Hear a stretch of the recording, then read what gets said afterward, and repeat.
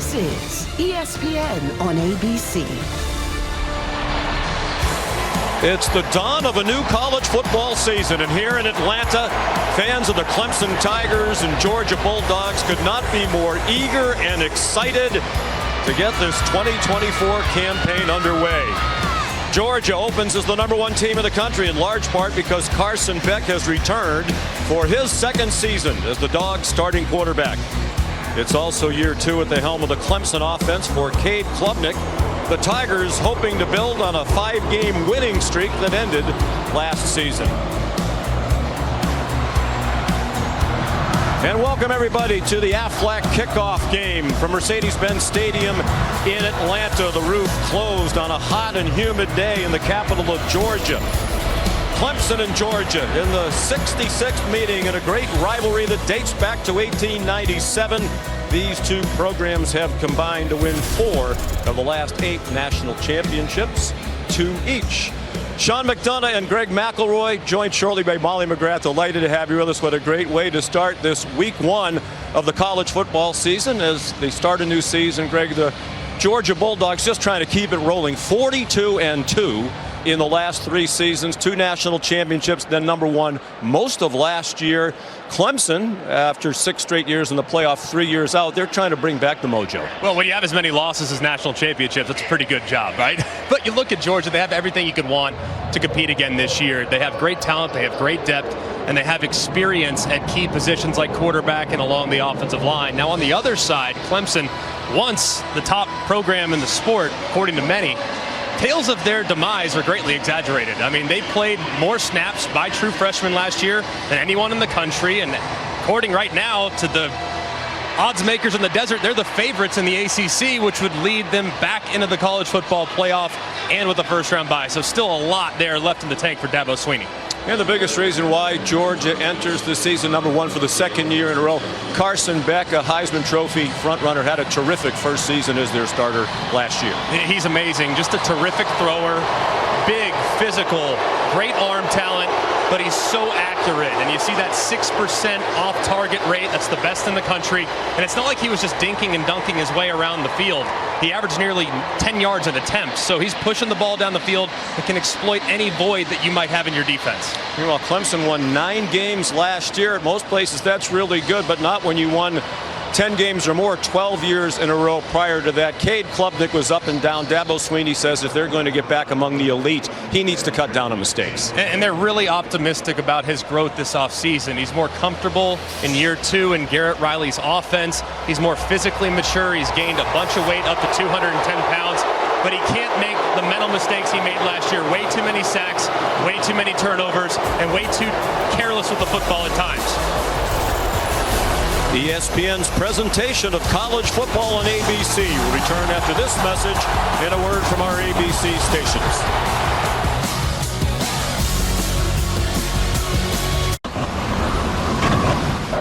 You're watching Modelo Kickoff Week.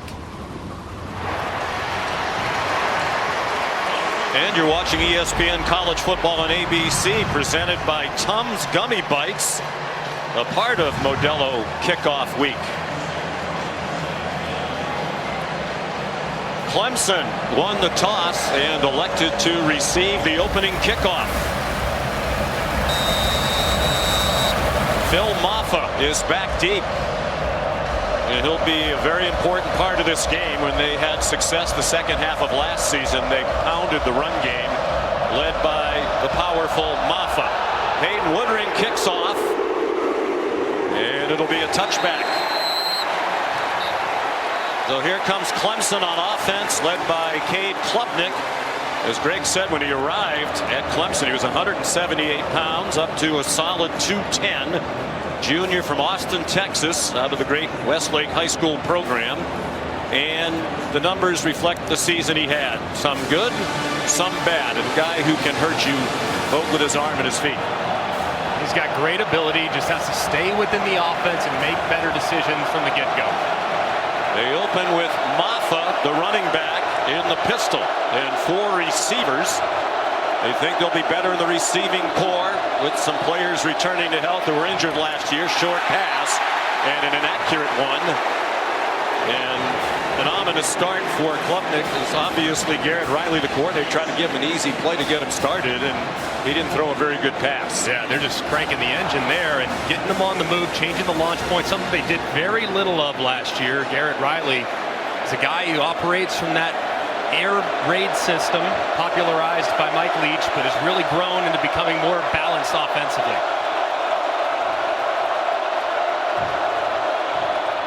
They fake to Maffa. There's a flag down. Jake Brenningstool at 50 catches last year powered his way to the 32, a pickup of 7 if it stands. Dan Jackson made the tackle in his 6th year in the Georgia program. Mike Roach is the referee. It's an ACC officiating crew. Illegal motion, offense number 8 moving forward at the snap. 5-yard penalty, second down. Well, Dabo Swinney said eliminate the self-inflicted mistakes from a year ago. They missed a gimme pass and now a penalty on their second snap. Just brutal start so far for Clemson's offense. Script those first 10, 15 plays, things you feel great about, most confident in, and Georgia's an elite team rushing the passer. So when you get behind the sticks and playoff schedule, you're playing into their strength. They stick with Maffa as the running back. That's Tyler Brown, the motion man. And Brenningstool dropped the pass. Incomplete pass to the normally sure-handed Brenningstool. They finished last year with a wild win at the Gator Bowl against Kentucky, and Brenningstool was immense. He had 9 catches.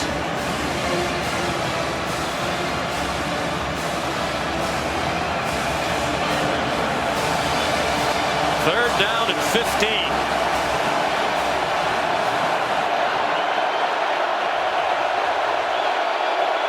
They're showing blitz.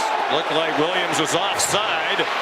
There is a flag down. Klubnik gets blasted at the end of the run after some nifty footwork to get to the 25. He got hit hard by Damon Wilson. It looked like Georgia was offside. Offside. Defense number 13. 5-yard penalty. Third down. Michael Williams, one of the many talented players on the Dog D. And it looks like Clemson went with a bit of a hard count. In an environment like this, you can use your snap count to your advantage. He takes a big shot at the end by Damon Wilson. Gets ahead on the football, but last year, Klubnik, now a much stronger player. That one might have been on the deck in a fumble, but not today. Kirby Smart starting his 9th season as head coach at Georgia.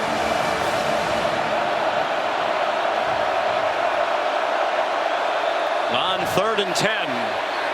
The check down to Maffa and a good tackle in the open field by KJ Bolden, a true freshman, thrust into action because they're starting the game without Jonel Aguero, ordinarily their star or nickel, but he pulled a muscle earlier in the week. So Bolden starting the game. And we'll see 32 on the receiving team has changed his number to 27. 32 to 27. We'll see a lot of Malachi Starks, ordinarily their free safety, at the star position. Here's Aiden Swanson in his 6th year in the Clemson program. 24-year-old from Tampa. Goes up, spiral line drive punt. Returned by Anthony Evans. Out to the 32-yard line. Here's Molly McGrath on the sideline. Well, Sean, after Georgia's loss in the SEC championship game, quarterback Carson Beck decided on this very field that he would return for a 5th and final season. He told us he was so devastated by that loss, he didn't speak to anyone for 3 days straight, and then he sat down and wrote out his goals for the season. Number 1 being win the national championship. Number 2, he admitted, win the Heisman. Number 3, be a first-round draft pick. He wrote this, posted it next to his front door, saying, every time I walk out into the world, I want to know what I'm chasing. And that chase starts here today, guys. All of those goals very achievable for the 5th-year senior from Jacksonville. 6'4", 220-pounder. Off a magnificent first year as the starter last year. Flips it ahead to Arian Smith. the fastest man on their team. You asked Mike Bobo, the coordinator, last night, who do you want to get going early? And he said Arian Smith. He's had a great offseason, kind of in and out of the doghouse last year with some inconsistency with his hands. Here, he's so athletic and dynamic with the ball in his hands, and he's always a threat to take off and get behind the defense. So getting him off to a good start, getting him feeling confident is a big priority for Bobo. Officially a pass and a 12-yard gain. Dominic Lovett, the motion man. And a nice tackle by DeMonte Capehart in the middle of that defensive front as he took down Branson Robinson, who starts at running back. They're replacing their top 2 rushers from a year ago. Dejon Edwards and Kendall Milton, both of whom went to NFL training camps. They're without Trevor Etienne, the transfer from Florida, who's likely to be their featured back. He is not playing today, suspended for a violation of university policy. He is dressed. Beck sends it out wide. Arian Smith again, and another good tackle. This one by Jaden Lucas, the cornerback.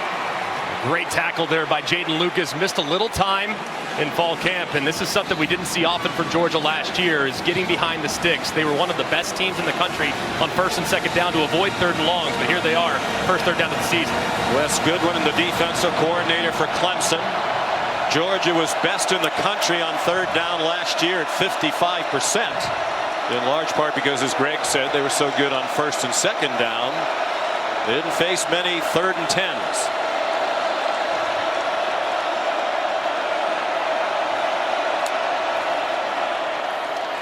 Beck given time, now running out of it behind a veteran offensive line. He takes off running, has the first down, and stumbles down at the Clemson 43-yard line.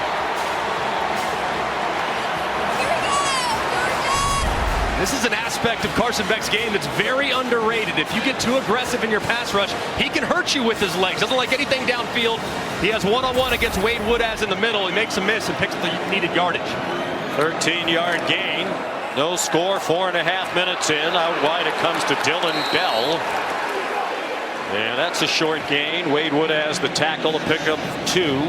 Not only is Georgia replacing their top 2 runners, but they lost 3 of their top 4 receivers from a year ago, including the 2-time Mackey Award winning tight end Brock Bowers, who's now in the NFL as a first-round pick by the Raiders. So a lot to figure out on the offense, the skill positions around Beck. 2nd and 8. Branson Robinson driven back. No gain on the play. Not only did they lose Bowers, but Ladd McConkey was a 2nd-round pick of the Los Angeles Chargers. Rosamie Jackson, a wide receiver, went to Washington's training camp. Ra Thomas dismissed from the program. And we mentioned the top 2 runners. A lot of talent, but in Georgia, they typically have the best, or one of the best recruiting classes in the country. Plenty of talent ready to step in. It's Cash Jones in at running back now. Beck to the sideline, incomplete. And very well covered. Intended for Dylan Bell. And it's Avion Terrell, whose brother AJ was a standout at Clemson, a first-round pick of the Falcons.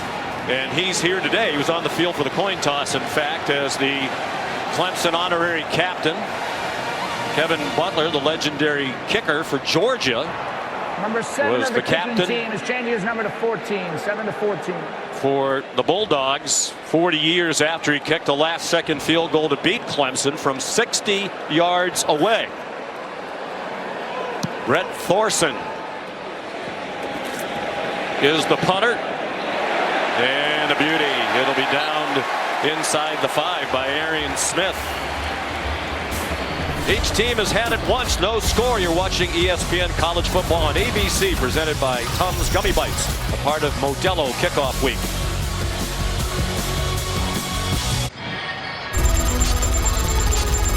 Clemson opened last season at Duke, lost 28-7. 3 second-half turnovers their undoing. They won 4 of the next 5. The only loss, a home loss in overtime to Florida State. Lost to Miami and NC State, and then reeled off 5 wins in a row. Flag thrown on first down from the Clemson 5. Phil Maffa, the ball carrier. And Dabo Swinney said he was really proud of that. 9 wins is a disappointment at Clemson.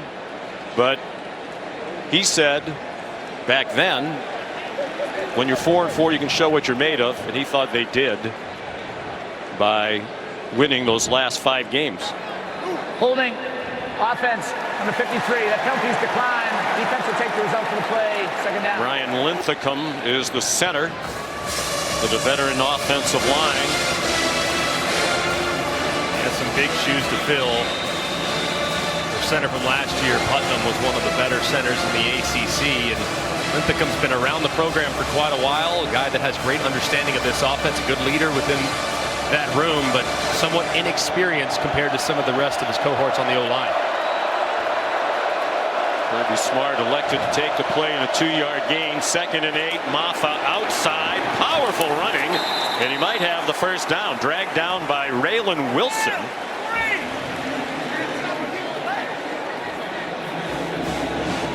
We did not often see Phil Maffa running outside the tackles last year. Really makes his hay keeping his shoulders square, even with the line of scrimmage. He's a one-cut running back, but he's so tough to bring down once he gets a full head of steam. And that time they get him on the edge and he finds some momentum. Well, they won their last 5, as we just chronicled. Over the last 6 games, he averaged more than 20 touches per game. They just went to the ground game and did a lot of this on 3rd and inches. A first down for Maffa, grad student from Loganville, Georgia. And there are the numbers. First 7 games, he averaged just 8 yards per carry, splitting time with Will Shipley, who's now in the NFL as a 4th-round draft pick of Philadelphia. Shipley hurt. Maffa got a lot more of the ball carrying and took advantage of it, including 36 carries, a school record, for 186 yards in that win against Notre Dame that started the winning streak. Here he comes again to the outside. And he's stopped after a short gain by C.J. Allen, the sophomore linebacker. That's twice now that Maffa's been pitched to the outside, getting outside the tackles. This has been a bit of a vulnerability for Georgia's defense last season. They're still good against the run, but at one point between 19 and 22, those seasons, they averaged giving up just 76 rushing yards a game. Last year was 113 rushing yards a game. So they've not been as good on the edges of the defense last season, trying to improve it this year. After a gain of 3, 2nd and 7. Cade Klubnik will throw it away. Looking everywhere, but couldn't find anybody open. And I think they'd actually like to see more of that, rather than force it in someplace and commit a turnover, take a sack. Adam Randall being chastised by Coach Swinney. Warren Brinson is the injured Georgia Bulldog, starting defensive lineman for Kirby Smart.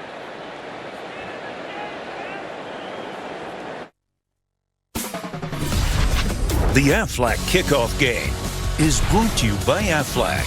Get help with expenses health insurance doesn't cover. And Tums Gummy Bites. Get fast relief of occasional heartburn. Use as directed. Sean McDonough, Greg McElroy, Molly McGrath, our terrific crew, delighted to be back together for the start of another college football season. A great way to get it going in the Aflac kickoff game. Clemson and Georgia memorably opened the season head-to-head in 2021. In a rock fight in Charlotte, a 10-3 Georgia win on their way to a national championship. 3rd down and 7. Warren Brinson has come off the field. Diving catch made, and a good one, but short of the first down. Antonio Williams with Dalen Everett draped all over him.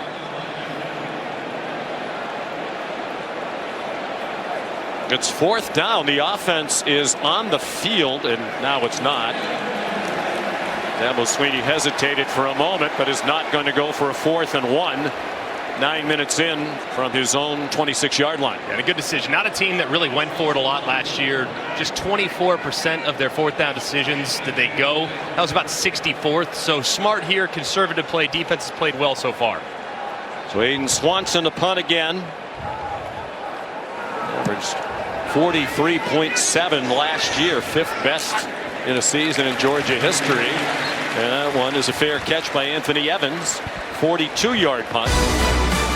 Week 1 continues. What a lineup throughout this packed Labor Day weekend on ABC and ESPN. 3:30 today on ABC. Miami and Florida. Tonight, 7:30 on ABC. Notre Dame against Texas A&M. Sunday, USC and LSU. From the Modelo Vegas Kickoff Classic, and Monday night, Boston College is at Florida State in the Capital One Labor Day kickoff. It's the Noles had to bounce back after their loss in Dublin last weekend to Georgia Tech. Boston College beginning a new era under a great coach in Bill O'Brien. 5.5 minutes to go here in the first quarter. Branson Robinson, the ball carrier, missed all of last season with an ACL injury. R.J. Mickens made the stop.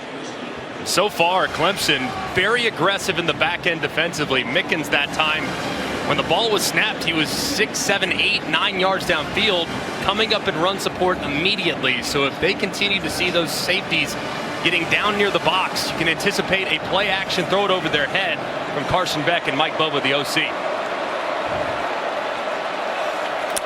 Robinson remains the running back. The pass out wide, and another good open field tackle by a Clemson defender. Dominic Lovett taken down by R.J. Mickens, graduate student, playing in his 48th career game. That's most of any player on this Clemson team. A nice tackle in the open field. And that's one thing you'll notice about Clemson. At the second and third level, they are great tackling in space. That time they do, instead of allowing a catch and run against a shifty wide receiver. Neither team can get much going on offense so far.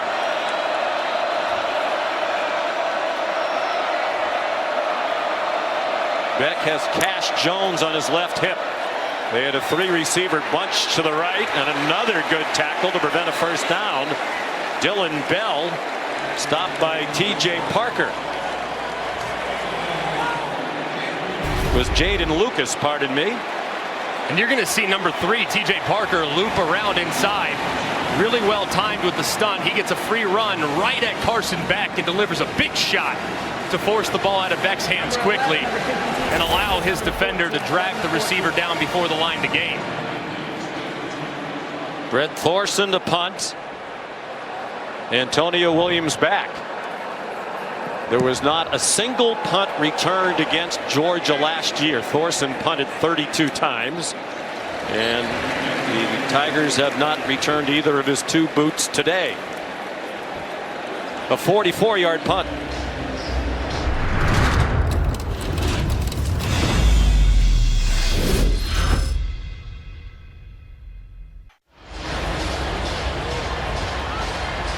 Look at the Taco Bell Live Más student section for Clemson. All season long, student sections around the country competing to be the Taco Bell Live Más student section of the year. Download the Taco Bell app to learn more. There's an easy drive from the Clemson campus down here to Atlanta, a little over 2 hours. And Athens even closer. Play fake by Cade Klubnik. They have 23 yards of offense so far. Deep throw and a catch. A beautiful catch by Antonio Williams on a beautifully thrown ball by Cade Klubnik. What a throw by Cade Klubnik. A good win against the top cover corner of Georgia, Dalen Everett. If I'm Clemson, I'm hustling so they don't take a look at it. 36-yard gain to the 49-yard line. Name on the field is a completed catch for the first down. That play is under further review. By Remus Kozika in the replay booth, along with Patrick McEnany. Just perfect ball placement over the top by Cade Klubnik. As Williams is going to the ground, I think that's a catch. Looks like he has control. Is that foot down? As soon as he gains control, looks like that right foot down, that right knee is down. And remember, it's called a completion on the field. has to be indisputable video evidence beyond all doubt to overturn. Did the nose of the football hit as he's going to the ground? Let's take a look here. And it looks like it does, but does he have control? It's really difficult to tell. Well, let's bring in our rules expert. We're delighted. Well, we'll let Michael Roach have his say. After further review, the ruling on the field stands. The first down for Clemson. I think we all agree. Matt, what say you, my friend? I agree also. What the replay official looks for in a play like this is, did the ball separate from the receiver's hand? In this case, I don't think it did. Yes, it hit the ground, but I think he still had control. I think it's a good stance. And remember, if they had indisputable video evidence to confirm, they would say the play was confirmed. So just not enough to overturn there, and a heck of a throw and catch. 36-yard play. Williams' injury plague last year, got in only 5 games. Dabo Swinney says we are better around Klubnik this year, in part because Williams is back. Jay Haynes in at running back. Freshman from Alabama. Limited playing time last year. Reference it, Sean. I mean, Klubnik certainly had his struggles last year. There was a learning curve as Jay Haynes comes off a lot of speed. He'll be there to kind of be their speed big play back. But you can't play quarterback by yourself. And I think the receivers being in and out of the lineup was really challenging for the young man last year. Now with a really healthy group, they should be solid. Phil Maffa back in at running back. Play fake to him. And in the flat, it's Brenningstool, the tight end, driven back immediately by Smile Munden. Veteran senior linebacker. Their leading tackler 2 years ago and second on the team last year behind Tyke Smith. They have 7 returning starters on defense, but they did lose 3 secondary members to the NFL draft. Terrific players in Javon Bullard, Kamari Lassiter, and Tyke Smith. 3rd down and 9. Clemson's 1 for 3 on 3rd down. Play fake. Klubnik on target. Antonio Williams has a first down. There is a flag down far side of the field along the line of scrimmage. And they're bringing the ball back. Legal formation on the offense. More than 4 players in the backfield. 5-yard penalty. 3rd down. Dabo Swinney furious, and that's another big-time avoidable mental mistake up at the top of the screen. It doesn't look like he's on the line of scrimmage. See Brenningstool's off, Stellato in the slot off, but doesn't look like Adam Randall ever got all the way up the line, which is a massive mistake after the conversion. Wipes out a first down. Now they're facing 3rd and 14.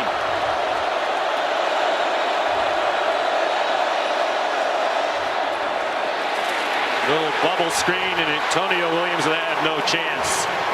Raylan Wilson there. You'll see a lot of action at linebacker, sophomore from Tallahassee. Those are the mistakes there on 3rd down after a conversion that just drive you crazy as a coach in week 1. They're understandable. You can't have them in week 5, 6, and 7. They're far more likely to happen early in the year, but when your first opponent is Georgia, you just can't make mistakes like that because the opportunities are too few and far between. Aiden Swanson to punt again. He's been around so long. He got his degree in marketing December of 2022. Hits at the 10 and goes into the end zone. 52-yard punt, but not what they were hoping for. Philip Florenzo, the long snapper, hustled down there to try to save it. Here's today's college football rankings brought to you by Allstate. As we mentioned, Georgia opens number 1 for the 2nd year in a row. They were number 1, Greg, almost all last season until the loss in Alabama, against Alabama here in the SEC championship game in Atlanta. And that kept them out of the playoff as they tried to go for the three-peat. Who else do you like as national championship contenders first and foremost? Well, I love Ohio State's roster. I mean, on paper, they have everything that you could possibly want. Ryan Day and company went out, got Chip Kelly, their OC, added multiple running backs, Quinshon Judkins, get Will Howard from Kansas State, Caleb Downs, a safety from Alabama. They are loaded. Final seconds of the opening quarter, and it is reminiscent of that 2021 opener between these two. Beck's now 6 out of 7. They've all been short gainers. Some run after the catch there for a 9-yard gain for Branson Robinson. Run down by big Trey Williams. That's the end of the first quarter. At 315 pounds. Defense ruling the day. ESPN's presentation of college football on ABC will return after this message and a word from our ABC stations.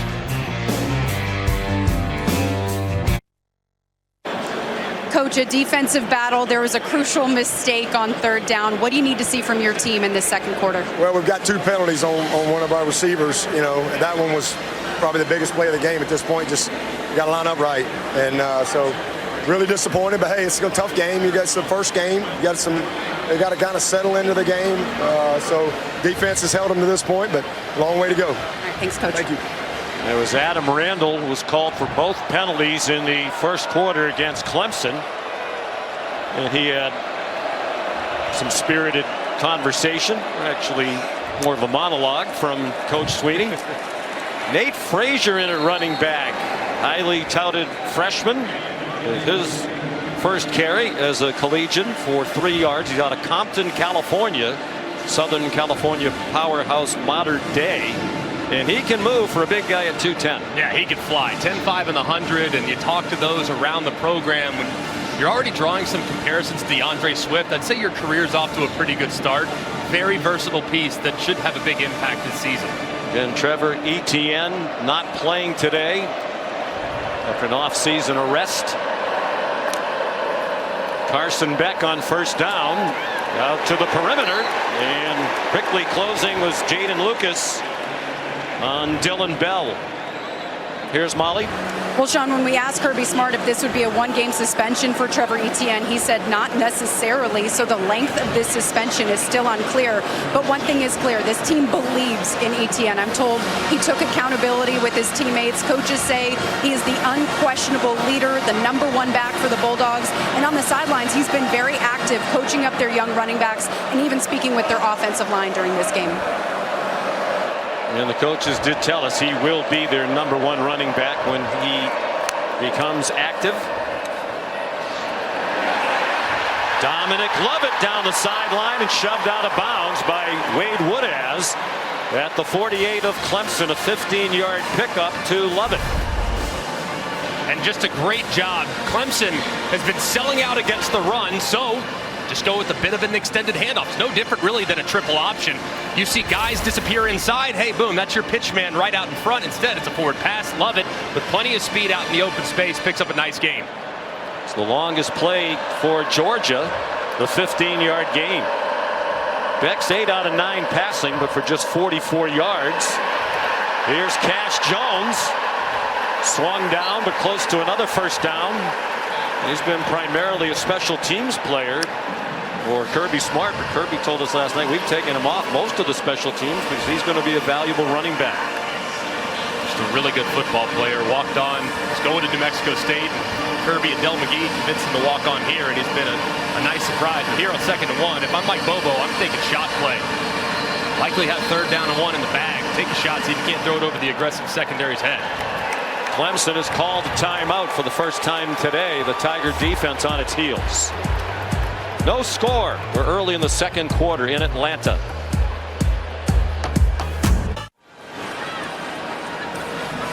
Here's tonight's SEC college football lineup on ESPN Plus and SEC Network Plus at 6. Eastern Kentucky is at Mississippi State at 7. Furman against Ole Miss. Lane Kiffin's team ranked number 6 with very high expectations. And the Kalen DeBoer, but not Kalen DeBoer, he's not the coach of Alabama A&M.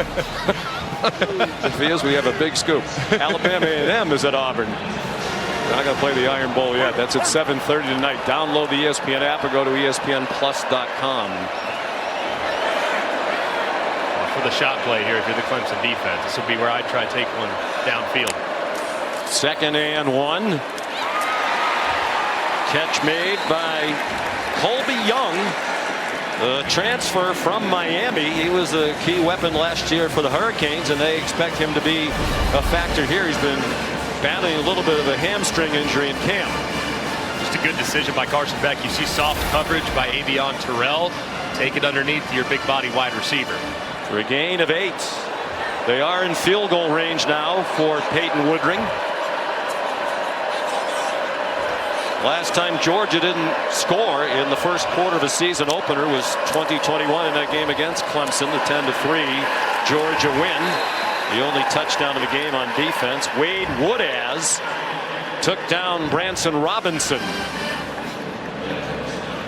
Woodaz just continues to be a guy that Dabo Swinney inserts into the conversation. Yes, the other day talking to Dabo, he's asking him about Barrett Carter. He goes, tell him y'all sleeping on Woodaz now. So he's a pro, said Dabo. He's going to be a pro. He's really a good player, and while he's been overshadowed, he makes plays. So involving himself early against a pretty good running attack that Georgia has at their disposal. Team is primarily a safety. Now the middle linebacker. Ben Urosic looked like he flinched. False start on the offense, number 84. 5-yard penalty, 2nd down. Kirby Smart high on Urosic, who's a transfer from Stanford, where he had 108 catches over the last 3 years. Highly productive player. He's been exactly what they expected to be there, though, jumping off sides after the quick shift by Clemson's defensive line. Using a little Georgia's medicine against him. Georgia does that all the time and gets people to jump off sides. This time Clemson uses it and puts Georgia behind the sticks. Urosic, Oscar Delp, Lawson Lucky will be the tight end group. Trying to fill the void with the departure of the great Brock Bowers. On target, it's Dylan Bell breaking 1 tackle. He has a first down inside the 15-yard line. Kylan Griffin prevented a touchdown. It's good for 23. And this is well covered by Terrell, but the timing that Carson Beck releases this ball with is impossible to defend. That ball's out of his hand before Bell makes his in-breaking cut, and he's so strong after the catch, Bell. They moved him to running back last year because he's so good with the ball in his hands, and that time showing it off and getting him inside the red zone. Branson Robinson, the running back now, and 1st and 10 from the 14. Fake to Robinson, and the slant is too high. Looking for Colby Young with Avion Terrell, the sophomore in coverage. He's a little shorter than coaches would typically like. Terrell's 5'11", but Glenn Schumann, Wes Goodwin, the defense coordinator, was telling us he has tremendous ball skills. Very, very scrappy, and he got in there a little bit early. You see that left arm grabbing Colby Young as he tried to go up and get that ball high in the air, and might have gotten away with one there if you're Clemson. Beck had completed 8 in a row. They're inside the 10-yard line now. That's Lawson Lucky, part of that tight end group, and Terrell made the tackle. 6-yard gain. 3rd down, 5 minutes gone by, 2nd quarter. Georgia was best in the country on 3rd down on both sides of the ball last year by percentage. 55% on offense. Clemson really struggled with red zone defense. Dabo Swinney said that's an area that needs to be much better this year. They're showing blitz. Beck in trouble and sacked. Peter Woods, the sophomore from Alabama, the Birmingham area, freshman All-American last season. And they get some twists up here, and you'll see Woods just fill in as there's some disruption caused up front. Beck doesn't like anything initially. Woods slides up inside, working against Monroe Freeling, the sophomore, and drags Beck down to force the field goal. Excellent and relentless pursuit there by Woods. Here's Peyton Woodring, the sophomore, but a terrific freshman year. Made 21 out of 25. This is a 30-yard attempt. Carson Beck is the holder. You don't often these days see the starting quarterback doing the holding, but he continues to do that this year. And finally a score. Georgia first on the board, but the Clemson people happy about the field goal.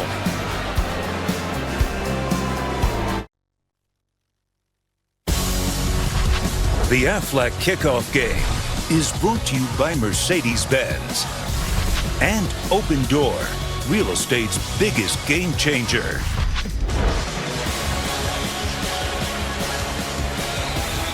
Back inside Mercedes-Benz Stadium, capacity crowd more than 71,000 in the spectacular home of the Atlanta Falcons. Clemson and Georgia, two schools separated by about 75 miles. They recruit a lot of the same players. Clemson has 23 players, including Phil Maffa, who's back deep for the kickoff, who are from the state of Georgia. And it's been a great rivalry.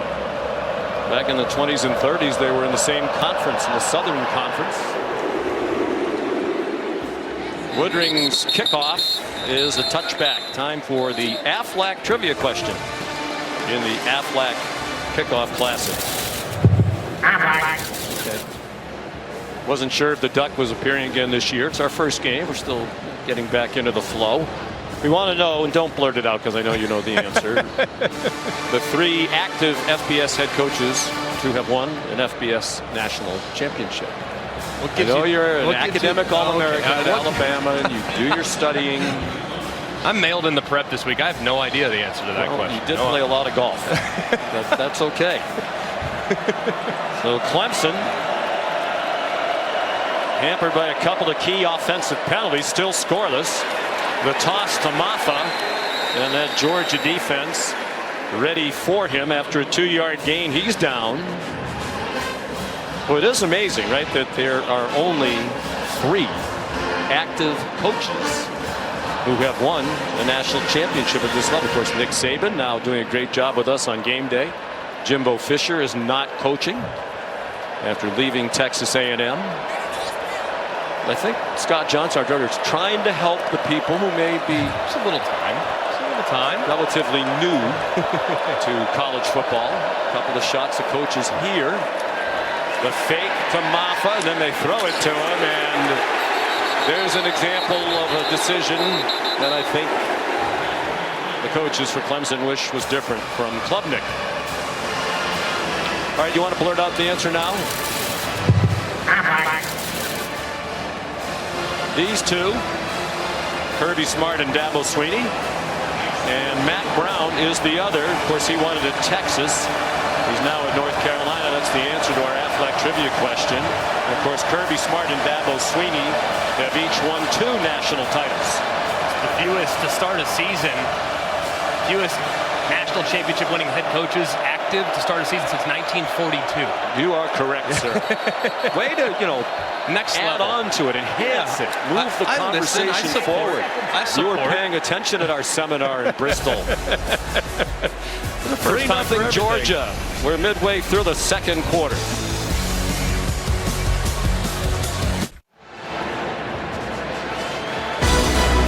We continue week 1. 3:30 ABC.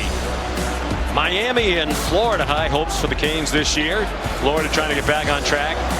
Tonight, Mike Elko, here it begins at Texas A&M. Sunday, USC LSU. Monday on ESPN, Boston College and Florida State. After a 5-yard loss, Clemson with 3rd down and 12.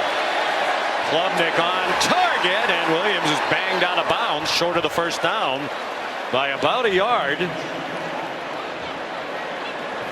And Dabo Swinney, hands on hips, looking at the down marker and trying to decide if this is the time. And he tells Garrett Riley to call a play. They got 12, they need 13. Will they really snap it and go for it on 4th down and 1? Down 3-0. They're at their own 34-yard line. Certainly go with a hard count here. See if you can't get Georgia to jump off sides. They rushed for only 16 yards. Will they try to draw him offside, or will they really snap it? They turn and call a timeout. Dabo Swinney hollering at Klubnik. And one of the things that is new this year to college football is the coach-to-player communication in the headset. And Garrett Riley has the ability to talk to Cade Klubnik. So you would think, Dabo's upset, but you would think they told Klubnik what he needed to know, what they wanted him to do in that situation. I think it took him a little while to decide, all right, hey, let's at least try it. I think they tried to get their hard count operation to get out there and see if you can't get Georgia dump off sides. It worked in success a little earlier when Michael Williams jumped into the neutral zone. So they tried it, but they just didn't give it enough of a sell. They didn't give it enough time at the line of scrimmage to really make Georgia think about it.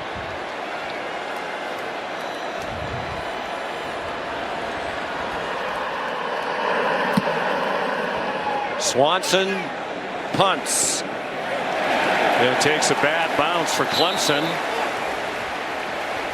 Just 70 yards of total offense for the Tigers. And on the fourth punt of the day from Aiden Swanson, perhaps leg weary, 34-yard punt.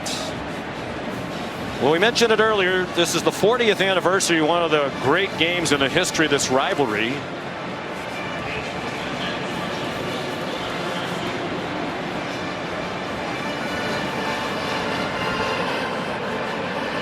We'll tell you more about it after this snap from the 32-yard line.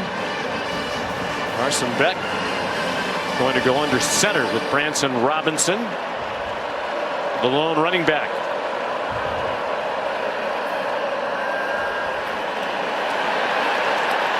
And it's Lawson Lucky.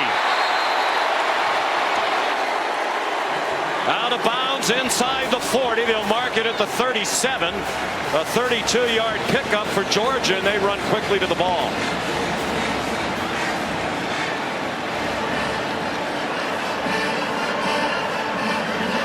Six minutes to go in the half. 3-0 Georgia. Robinson in trouble and stopped behind the line. The initial contact by Peter Woods, who also finished him off. They're going to mark it at the 42 for a loss of 5. Clemson is out of timeouts. Georgia has all 3. Great play there by Peter Woods. Played defensive tackle pretty much all of last year. Now sliding to the outside. And you wonder, can a guy at 315, 320 pounds play on the edge? Well, he did so right there with great quickness. So he's a handful in the run game, but he's showing some twitch in the pass game as well. Nate Frazier, the true freshman in his first game, in at running back for the Dogs. He goes out into the flat, back down the middle, and off the arm of his intended receiver, Dominic Lovett, who was open, but they could not make the connection with Avion Terrell in coverage. Just a little off the mark, too. If this ball is thrown in front of Dominic Lovett, in man coverage, he's already got a couple steps on Avion Terrell.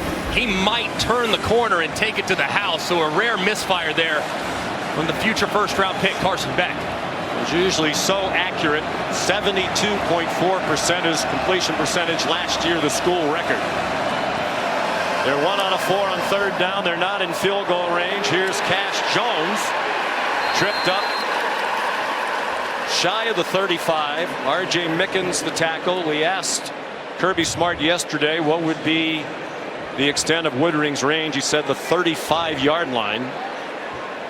This is the 37, but they are going to apparently try a long one. It would be a career long. Number 54 changes number to number 85. 54 to 85. Be a 55-yarder. His long last year was 48. He missed his only try last season from beyond 50. Beck is the holder. And that one is good. Kirby might want to rethink the 35-yard line. Based on that one, that was good with plenty of room to spare.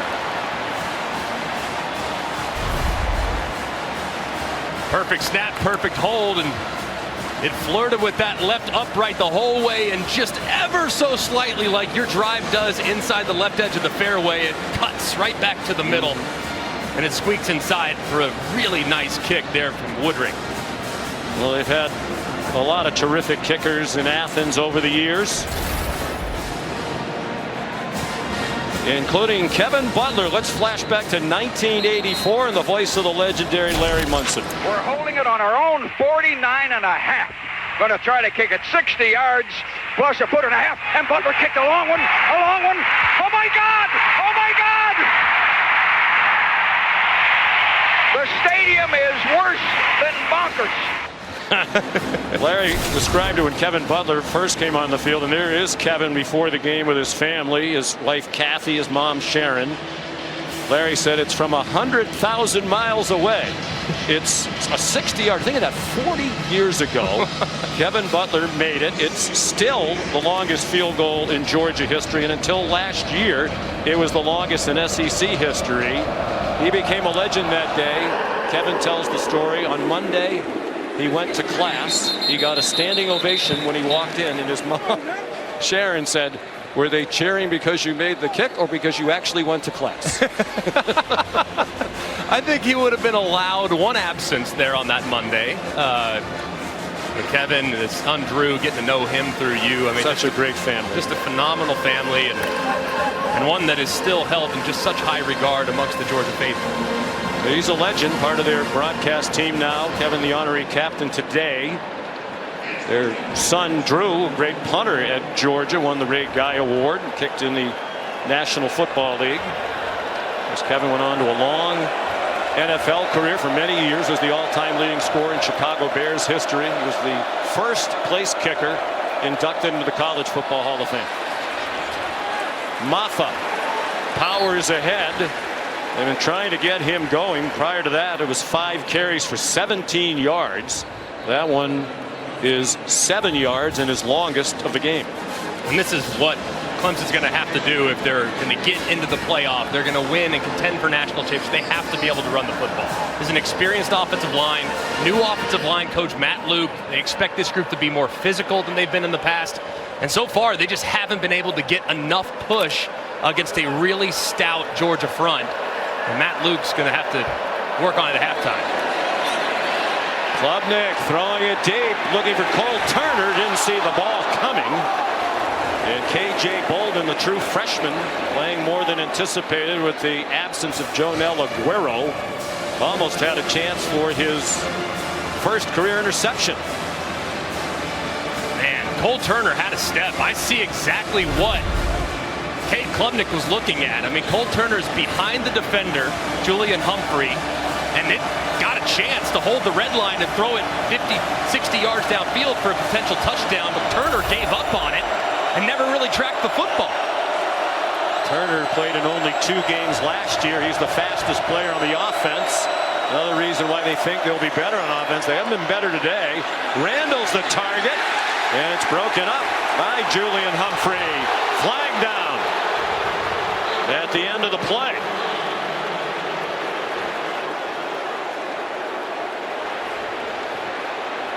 Humphrey's a new starter this year. Redshirt sophomore from Webster, Texas. After further discussion, there is no foul for defensive pass interference on the play. An incomplete pass and a fourth down. And I like this no call, actually, because you see the left hand of Adam Randall actually trying to push off as well, but that's a bad throw there by Cade Klubnik. Randall's got 2-3 yards of separation. You have to throw that ball to the outside. Anything underthrown is going to allow the defender to recover, so you got to get that ball up and down. You got to keep him vertical, and big play was wiped out there. Dabo Sweeney complaining to the side judge, Milton Britton, who had absolutely nothing to do with it. 4th down and 3. And here comes the 5th punt. That's part of the job, though, of those officials on the sideline. They take an earful for a lot of things they had absolutely nothing to do with. I think that was the right call, though. I mean, because it looked like you could have called OPI, and I think you could have called DPI, so you might as well just make it a no call. Call a no PI. Matt Austin, by the way, at his palatial estate, is nodding his head in agreement with you. Swanson again caught on the run by Anthony Evans, and he's taken down immediately. That's the snapper again, Philip Florenzo. Here's Molly. Sean, on that last Georgia possession, Carson Beck had an incompletion intended for Dom Lovett. On the sideline, Lovett came to him, said, "What can I do differently to help you?" And Beck took accountability, said, "That was all me. I need to calm down." It's rare that you hear Carson Beck say something like that. And he told us without the safety blankets of Brock Bowers and Ladd McConkey, Lovett is the guy that he trusts the most because of interactions like that. They're always collaborating together to get better, guys. And holding themselves to a high standard as usual, because that was one of only 3 incompletions, but it was a big miss. 3:13 to go in the half.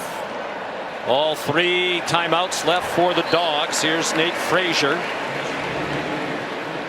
for a pickup of 4.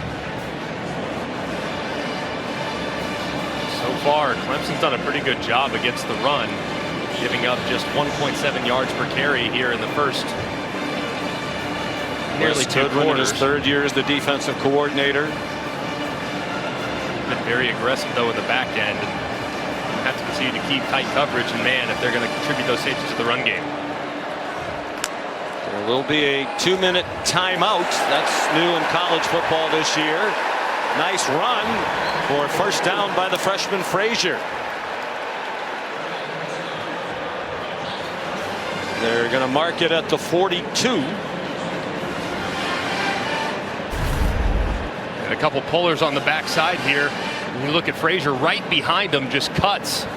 Big number 8, Trey Williams, couldn't find the running back. He cuts right behind him for a nice gain. Pretty nifty vision. There's a flag down for an offside, probably a free play, and Beck let it fly in the direction of Arian Smith. A hard man to overthrow, but he did. And Clemson was offside. Offside. Defense number 55 in the neutral zone at the snap. 5-yard penalty, be first down. That's the 2-minute timeout. Peyton Page offside. And no question about it. Pitcher's duel here in Atlanta. 6-0 Dogs. 2 minutes to go. You're watching the Aflac kickoff game, first half.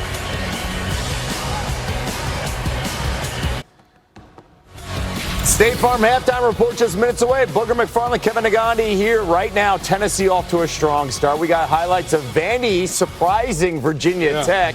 Playoff expansion is here. One guy in studio not a fan will ask why. Right now 6-0 Georgia. What surprised you? The fact that Georgia can't control the line of scrimmage and run the football. We know that's what they like to do, and the fact that they can't, that's surprising. All right, let's go back to Sean, Greg, and Molly. All right, gentlemen, neither team has run the ball. Each team with 23 yards rushing.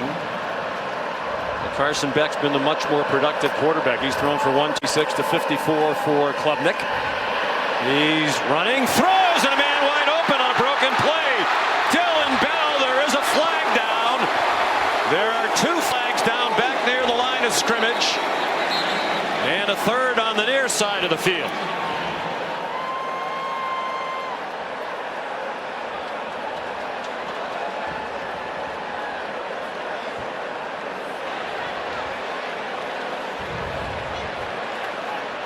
Was a 37-yard play, but they're bringing it back. Pass interference, offense number 11. 15-yard penalty, first down. Arian Smith. So both teams with some key penalties on offense by wide receivers. And Arian Smith, kind of in no man's land, tries to block, probably thinks for a second that Carson Beck's going to take off, so he engages and starts to block before the ball is released, and that's going to be offensive pass interference. That's a great job by the official. There was also the right tackle, Xavier Truss, was 4 or 5 yards downfield. That was a chaotic play where Carson Beck decided to pull it on an RPO run play, and it just resulted in chaos for the Bulldogs. So they're back at their own 32.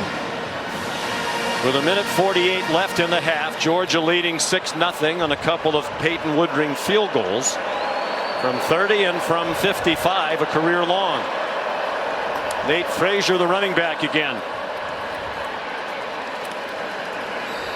Stopped at the 37, perhaps the 38, 5 yards for Frazier. And he's their leading ball carrier in this game, with 20 yards on 4 carries. Normally you'd think Georgia would maybe try to get into a 2-minute offense, but after that offensive pass interference gets him way behind the sticks, probably just content to take it to the half instead of making an unnecessary mistake. And Clemson cannot stop it, even if the Tigers want to. Ticking down near a minute to go in the half. Carson Beck flushed. Flag thrown as he throws a wobbler that's incomplete. It hit Lovett, but he couldn't hang on. R.J. Mickens was there. The referee, Mike Roach, threw the flag well behind the line of scrimmage.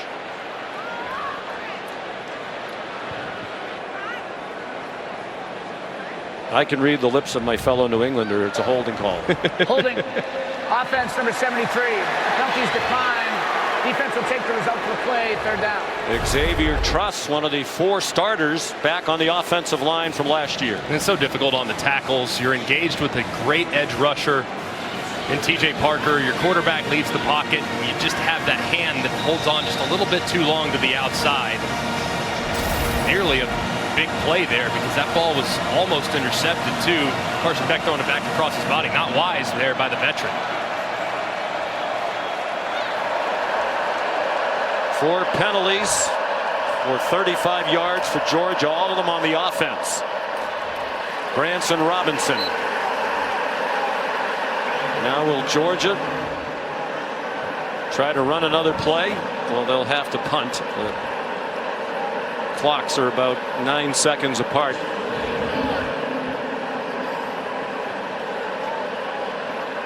If you could get it to 5 or 6 seconds, you could do a play called Rambo Airball, where you drop the quarterback back and throw it as high as you can to let the clock expire. But now the punt unit's going to have to come on. If you're Clemson, all out, send the house and see if you can't block one and maybe take it back to the house yourself.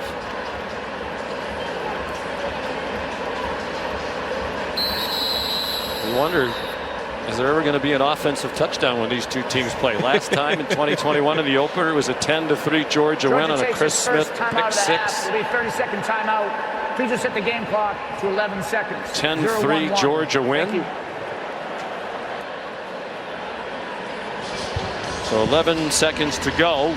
We begin this season with heavy hearts on our crew. Our great friend Rogers Redding passed away back in April at the age of 81. Longtime national coordinator of officials, a leading voice in rules interpretation on a field, official for more than 3 decades and 3 national championship games. Just a wonderful guy. Survived by his wife Shirley, 4 children. The kicking team has changed his jersey number to 14, 11 to 10 14. grandchildren. Our condolences to the Redding family and to Rogers' many friends.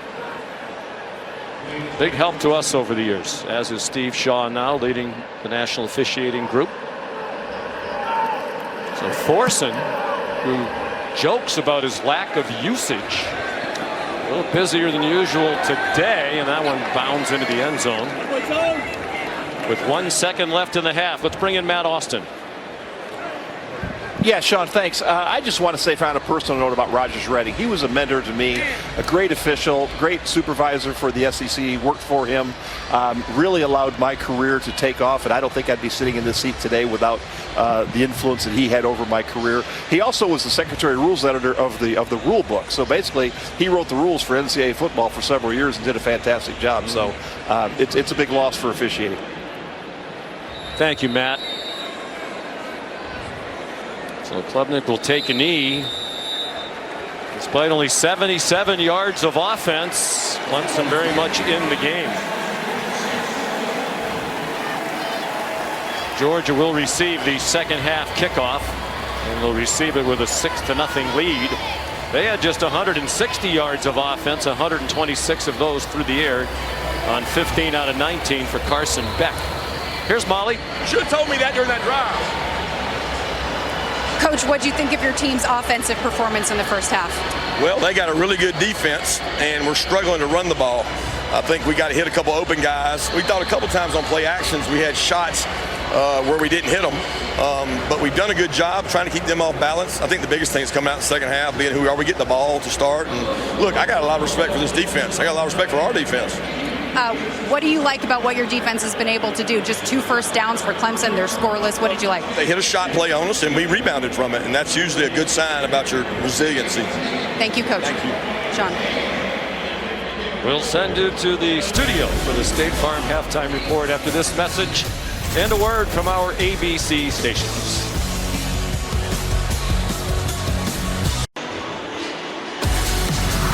Welcome back to the Aflac kickoff game from Mercedes-Benz Stadium in Atlanta. Number 1 Georgia leading number 14 Clemson at the half, 6-0. Sean McDonough and Greg McElroy. It has to be a very disappointing first half for Dabo Swinney, the offensive coaching staff. They were expecting a lot more than this. What do they need to do to get some offense? Well, right now, George is basically saying you're not running it on us. That's the only way we think you can beat us. So what they're going to have to do is they're not going to abandon the run. You can't do that completely, but they got to start taking some shots. I mean, there were a couple times in which Clemson receivers were behind the defenders, and this is a relatively inexperienced secondary. So I'm not really sure when it's going to happen, but at some point, Garrett Riley's got to say, Cade, we got to throw the ball vertical. We got to throw it downfield, because you're not going to be able to nickel and dime your way down the field against a defense that's this talented. George will get the ball first. Anthony Evans is back deep for the kickoff. Robert Gunn kicks off for the first time this season, and it's a touchback. He has a cannon for a leg. Time now for Built for Success, presented by Ram Trucks. A little bit like Clemson. I think it's at this point, Clemson selling out against the run. Carson Beck, one of the best quarterbacks in the country. He was pretty good off play action early. The protection here was beautiful. He finds Lawson Lucky on a really nice route by Lucky, and then little RPO. Doesn't like the handoff, sees the collapse, out to the flat goes Dominic Lovett. I think they're going to have to continue to lean into their play action passing game, because Clemson, like Georgia, is really selling out against the run and trying to make Georgia one-dimensional. Beck spread it around. He was 15 out of 19, completing passes to 7 different receivers. Just 126 yards on those 15 completions. Ordinarily, he's a deep down the field thrower. Arian Smith got it to him on the first play of the game from scrimmage, their first offensive play, and they give it to him on the first play of the second half for a 7-yard run. I think that's consecutive halves, and with the first play went to Arian Smith, and Mike Bobo, true to what he said yesterday when we visited with him, we have to get him going. He's a guy that can become at times disengaged, but he might be our most dangerous weapon for the opposing defense. So getting him involved early, both in the first and second half, didn't work so well in the first. Maybe it works a little better here in the second. Of course, Mike Bobo is using the communication right into the helmet of Carson Beck. There's a nice call. Well executed. Smith again. First down inside the Clemson 40. Jaden Lucas stopped it from being even longer, 33 yards. And a play really similar that we just saw a second ago, where they dumped it in the flat to Dominic Lovett. This time they get Arian Smith on the wheel, and you have Delp out in the flat. They take away the flat. Smith gets behind him, and it's an easy pitch and catch and a nice gain for the Georgia Bulldogs. Smith caught 8 balls all of last year. He has 3 already today.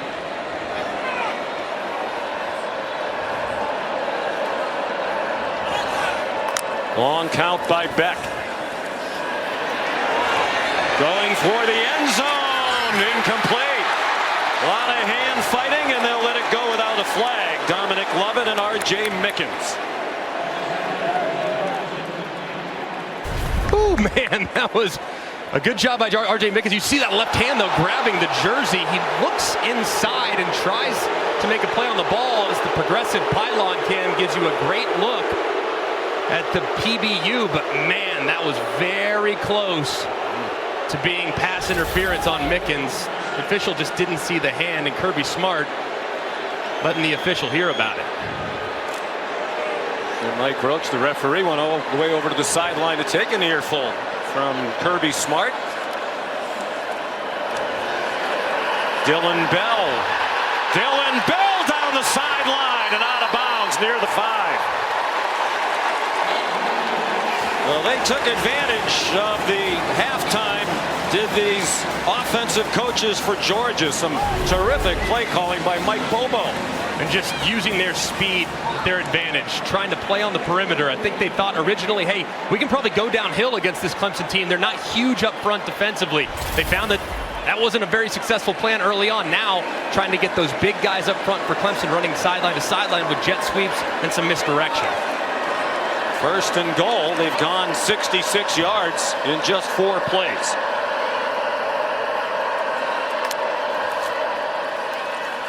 Nate Frazier stacked up after a 2-yard gain. 68 yards on this drive. They had 160 yards of offense total in the first half. This part of the field last year, second down, low red zone. It was Brock Bowers' world. I mean, he owned this part of the field. Who's going to be that guy this year for the Georgia Bulldogs? When they get the field condenses, you don't have that big body outside. It's probably going to be Colby Young, who's lined up to the top in one-on-one. Let's see if they throw a fade in his direction.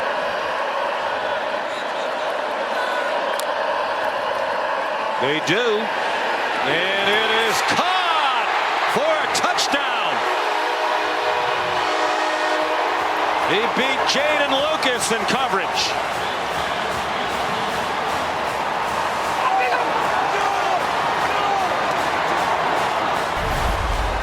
You can see it from a mile away. Lucas lined off and inside. That's absolute giveaway for the back shoulder fade. It's perfectly thrown by Carson Beck. He throws Young away from the defender. And it's an easy pitch and catch. A guy that really majored at Miami last year and making those contested catches in the end zone, reels it in with ease, and Georgia thinking about going for 2. Young from Binghamton, New York, caught 5 touchdowns for the Miami Hurricanes last year. They're going for 2. Go for Dose, brought to you by Dos Equis. Beck with a flag to stop the play.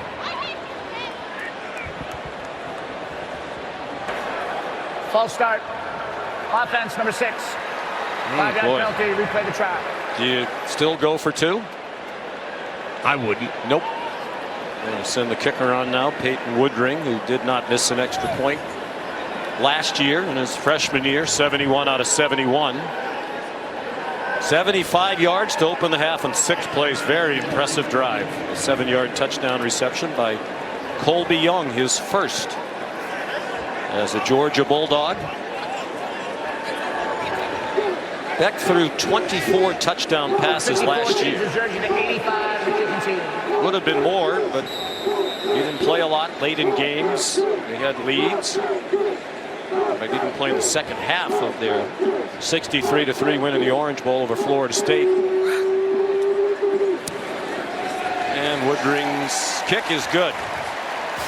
And finally, an offensive touchdown in the game on opening day between these 2 teams.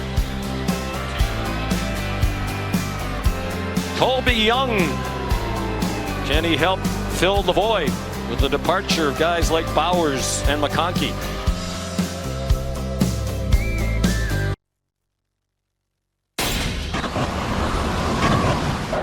You're watching Modelo Kickoff Week.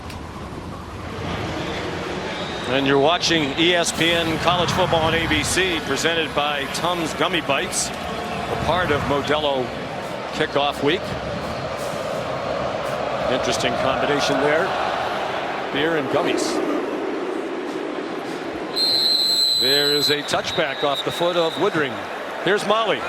Well, Sean, when we met with Clemson head coach Dabo Swinney, he lamented their issues converting in the red zone last season, and that's exactly what he harped on at halftime. He said they had 2 opportunities in the red area in the first half, and one was called back because of a penalty, so he's very frustrated with the composure of his team. He said, we're capable, we're good enough, we're in this game. We just have to stop shooting ourselves in the foot and play with more confidence, especially on first downs. Guys. And it really feels like, too, Molly, they have to answer here. I mean, they've had mental mistakes for sure. That's to be expected in the first half of the first game, but they can't beat themselves, and they almost have to answer with points on the stride. I think Dabo Swinney and Garrett Riley could use some Tums Gummy Bites right now. Their stomachs have to be churning. They had such high hopes for this offense, and they've only played a half. But 76 yards of total offense. Still trying to get Phil Maffa going. Chris Riley brought over last year after he won the Broyles Award in 2022 for his work as the offensive coordinator at TCU. Brandon Streeter, whom he replaced, is now an offensive analyst at Georgia. Timeout.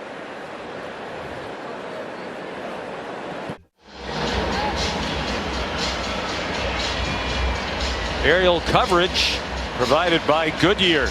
Celebrating the challenge of road games everywhere. Are you ready for the road? Goodyear more driven.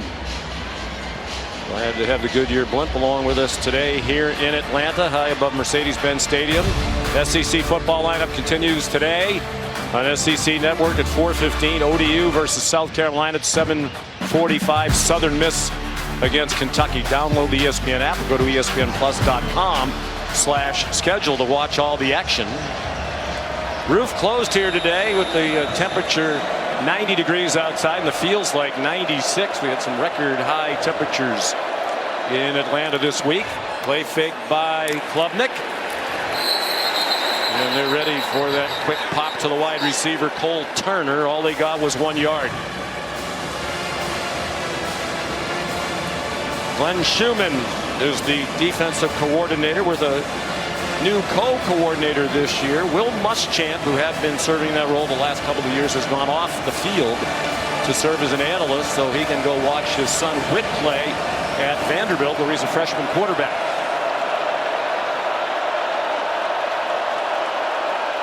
One out of 6 on 3rd down. The average to go 8 yards.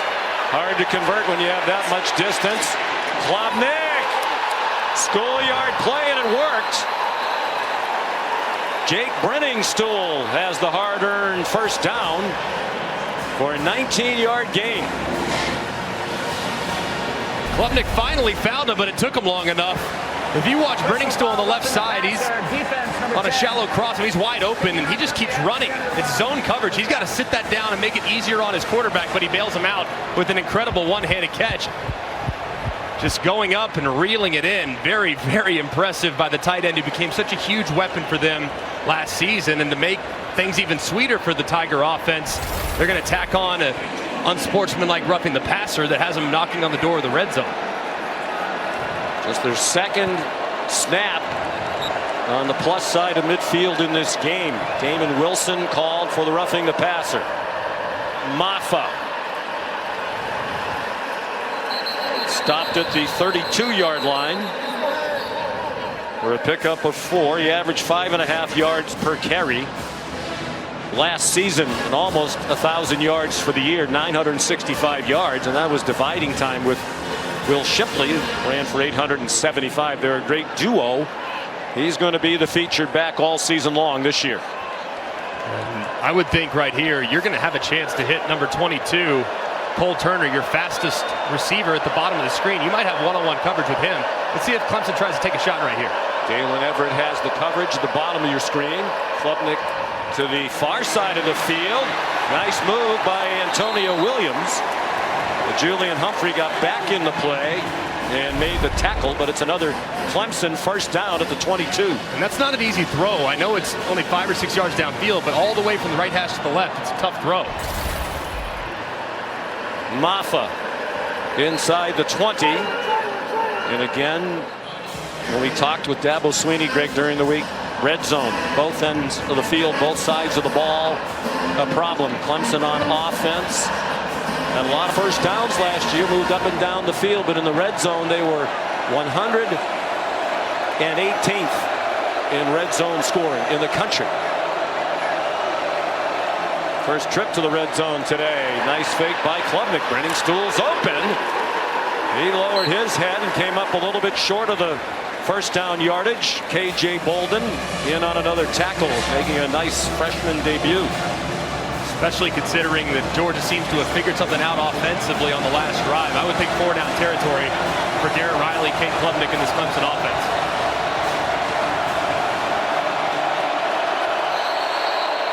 By far the best drive for Clemson. Well, both offensive coaching staffs making some effective adjustments at the half. This play is under further review for potential targeting.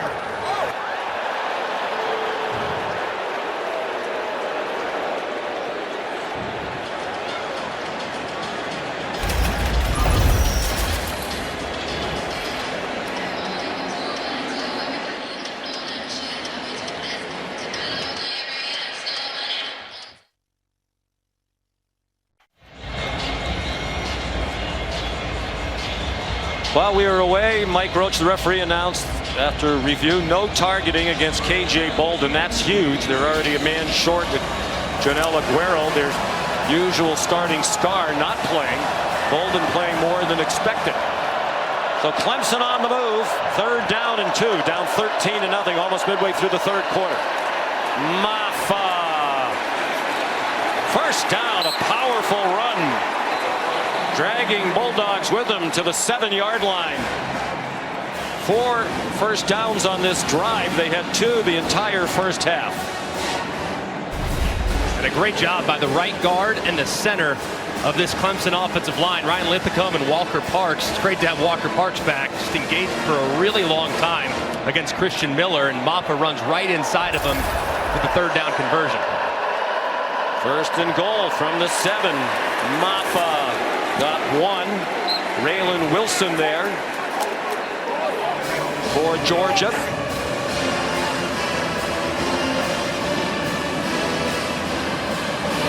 A part of the field last year too that was really problematic. They had a bunch of fumbles in this part of the field, 2 against Duke in the opener, 1 against UNC, 1 against Miami. They used to read that play. Let's see if they've opted to maybe take the read out of it because of all the miscues they had in this part of the field in 23. Out of the gun with Maffa, the running back. A fake to the motion man, and Georgia not fooled. Michael Williams was right there, and Klubnik slipped down as he tried to avoid him. It's a loss back to the 9. And Colin Sadler in for the previously injured Marcus Tate, going against one of the best defensive linemen in the country. Just can't quite pin him out. It looked like Klubnik slipped a little bit too as he tried to cut to the inside. But man, that's a tough ask for a guy that's fresh off the bench a moment ago. You think they would like to get it to Brenningstool, the big tight end. He's part of that 3-receiver bunch to the left. George is showing blitz. They bring it. Klubnik throws it for the corner. There's a flag down. It falls incomplete. Intended for Antonio Williams with Dan Jackson running in coverage. Flag thrown by one of the officials behind the offense.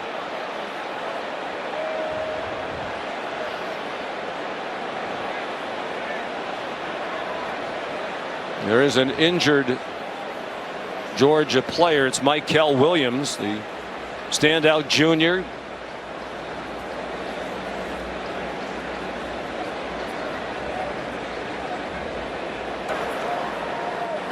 Personal foul, legal block below the waist. Offense, number 7. And penalties decline. It'll be 4th down. That block was on Michael Williams.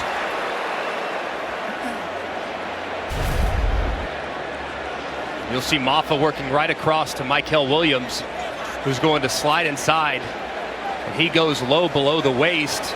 Michael getting up now under his own power, and this has been an adjustment the last couple of years. If you're going to block below the waist, it has to be inside the tackle box, it has to be straight ahead. So to come at an angle is illegal, and that's what the official did there. So Maffa came across his body, came at an angle to the left leg of Michael, and that's what resulted in the penalty. So here's their new kicker, true freshman, Nolan Hooser, who kicked 66 field goals in high school in Cornelius, North Carolina.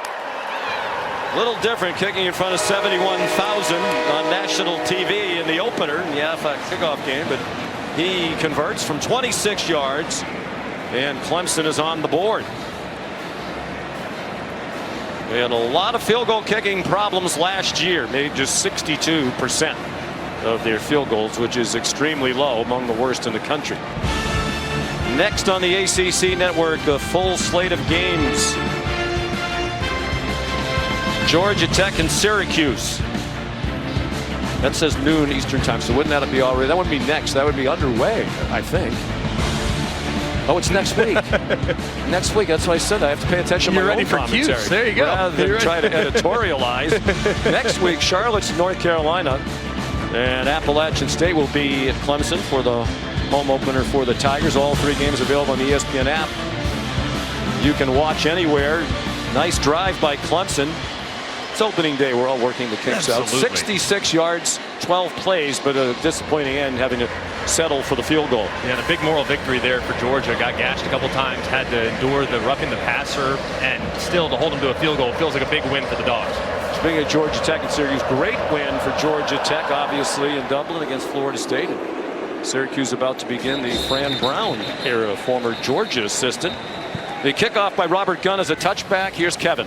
Sean, AT&T is keeping fans connected as we take a look at our multi-view, which is showcasing a bunch of great events across our networks. As we wrap up August, ESPN right now, we got Virginia Tech within 10 points of Vandy. Vandy trying to pull off the upset at home. Over on ESPN2, U.S. Open action continues. The men's top seed Yannick Sinner part of that third round action. ESPNU, Pitt just scored. They're up 34-21, and Tennessee continues to roll on the SEC network. Back to you, Sean, Greg, and Molly.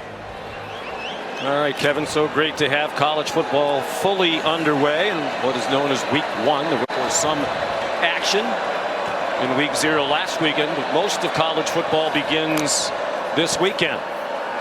Play fake by Beck, and all alone in the flat, Nate Frazier bust on defense for Clemson, and the play goes all the way to the 49-yard line where Kobe McLeod ran down Frazier after a gain of 24.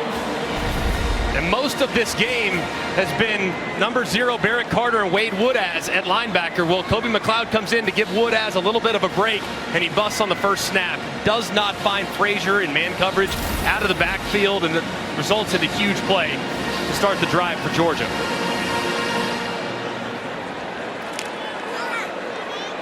Beck 18 out of 23 for 189 and the touchdown. Faked it to Frazier, goes for the tight end Delp, and it was very well covered on the Clemson sideline by Khalil Barnes.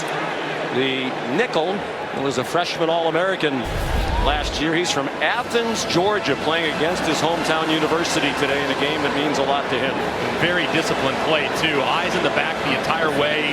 Barnes has such great instincts. That's a tough ask to cover a guy that you're giving up 6-7 inches in length to, and a lot of weight as well, as Dylan Bell being helped off. One of the most versatile weapons on this offense. Not a good sight there. 5:41 to go, third quarter. Georgia up by 10. Frazier has it go off his hands. Forward pass, an incomplete pass.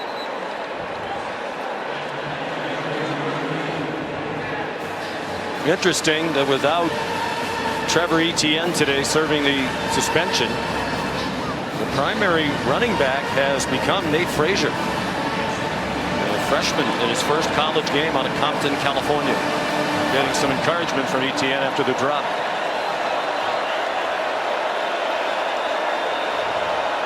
Third down and 10. Georgia just 1 out of 6 on third down after leading the country on third down a year ago. Beck fires on target.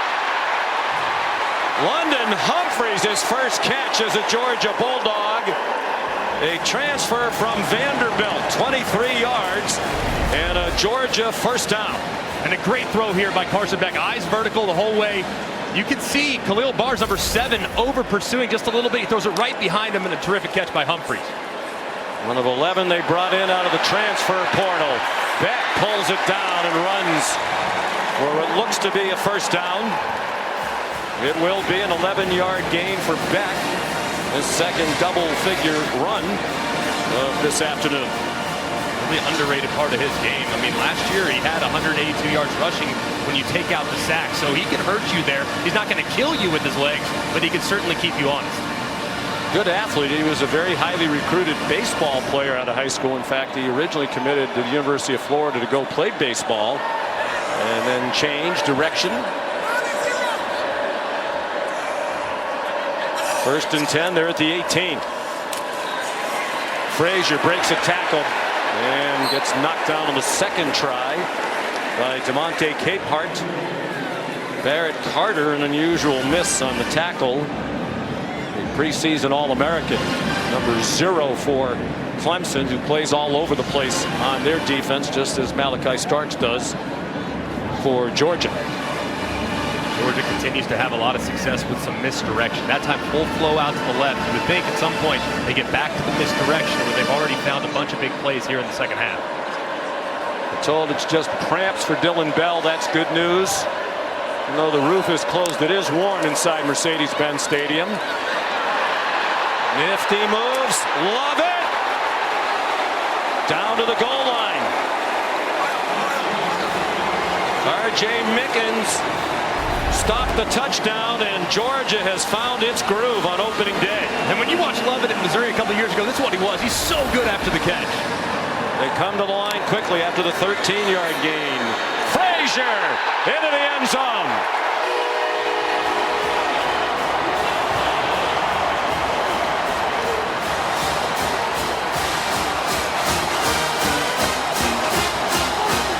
Frazier punched it in from 1 yard out, his first college touchdown in his Georgia debut. And back-to-back 75-yard drives here in the third quarter after they did not score a touchdown in the first half.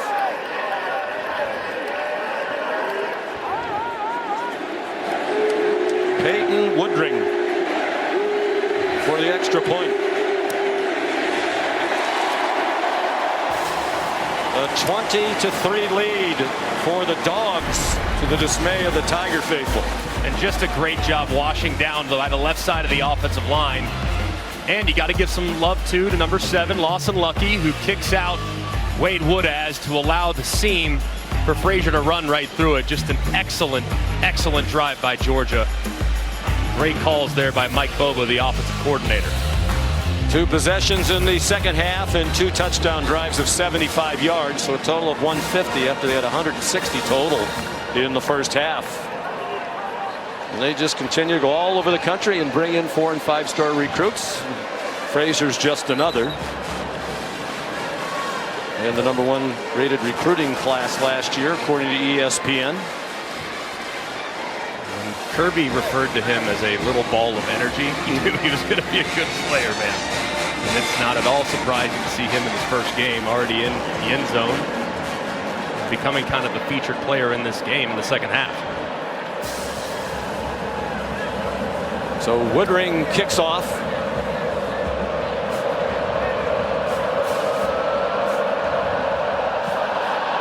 Phil Maffa, no chance to return that one. It's out of the back of the end zone. Here's Molly McGrath. Well, Georgia star defensive player Michael Williams had his left ankle wrapped. He was in visible discomfort when he jogged, and I can tell he's in pain. He was talking to teammates about that Maffa block, and that's what happened and hurt his left ankle. But I'm told he's going to try to play, but they'll monitor it closely, guys. You just hate to see that, too. A guy that has always been impactful, but this was his first full fall camp where he was at 100% healthy. So they really anticipated him having a huge impact on the season in the first month and a half. But now, hopefully, that ankle doesn't linger throughout the year.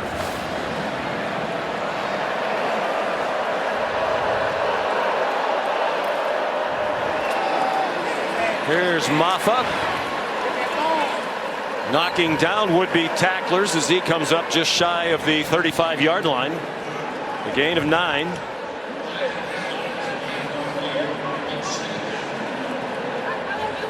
He's coming off a 4 rushing touchdown effort in their wild come-from-behind win in the Gator Bowl against Kentucky.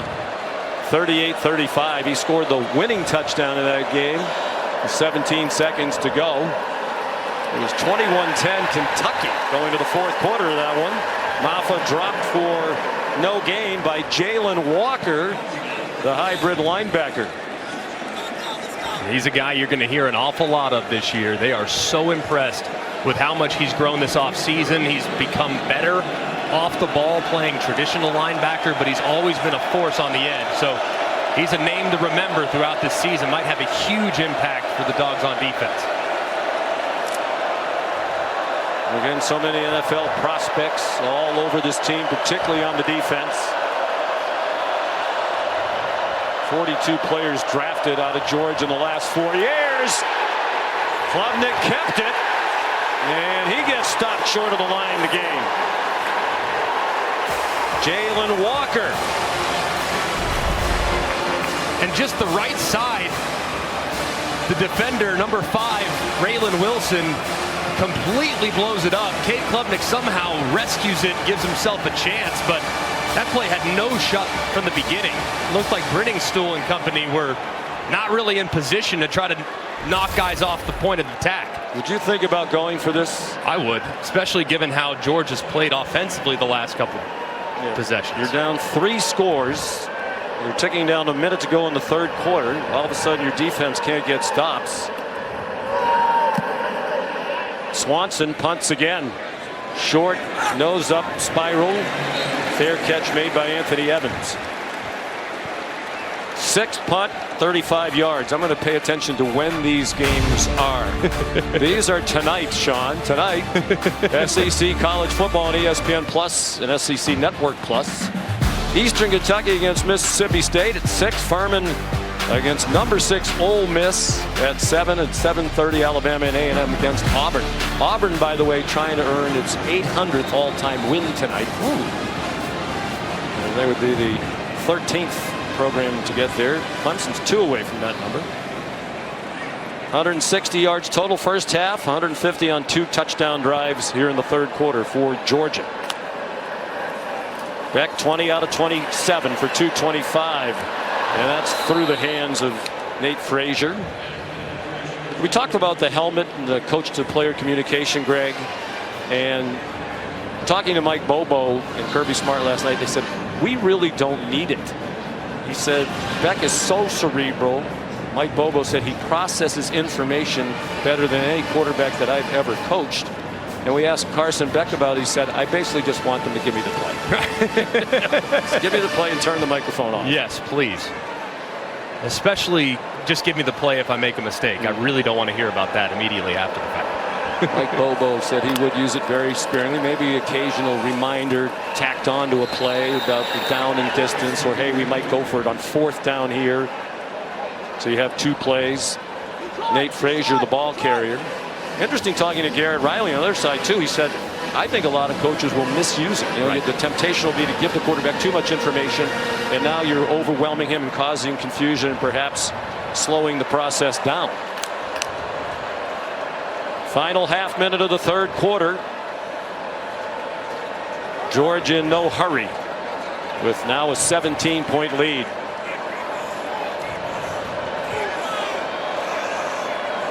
Two out of 7 on 3rd down, the Dogs. The blitz from deep didn't get there. The pass is incomplete. Intended for Ben Urosic, the Stanford transfer with Jaden Lucas nearby. I think what's been encouraging about this performance for Georgia, while it's far from finished, there's a lot of things that they can clean up, though. That in particular, I mean, if Urosic just keeps running, it's an easy pitch and catch, and he might even have a chance to get first down out the back gate. So Kirby's got to be loving this tape. In control, playing well, but still a lot of very correctable, very fixable errors. And Thorson, in the last 2 years, his single season punt totals have been the 2 lowest since 1948. Bombs one there with a well-rested leg. He has a great sense of humor on social media. When Carson Beck announced he was coming back, Thorson tweeted, ugh, now I'm going to get even less playing time. I think 56-yard punt. Yeah, he's a funny guy. He's from Australia. That is good stuff. Yeah, the quarterbacks and the punters don't often get along, because if he's going on because we failed, it's not usually a super friendly relationship. So, you know, it's understandable. But and when he does punt, it's never returned. Never. He went all last year without allowing a punt return on his 32 punts. Part of that's he hits it high. The other part of it is they have Arian Smith and Dom Lovett as the gunners running down there. Great speed. Who are there to pressure the receiver. Tyler Brown, ordinarily a wide receiver, took a handoff for a 3-yard gain.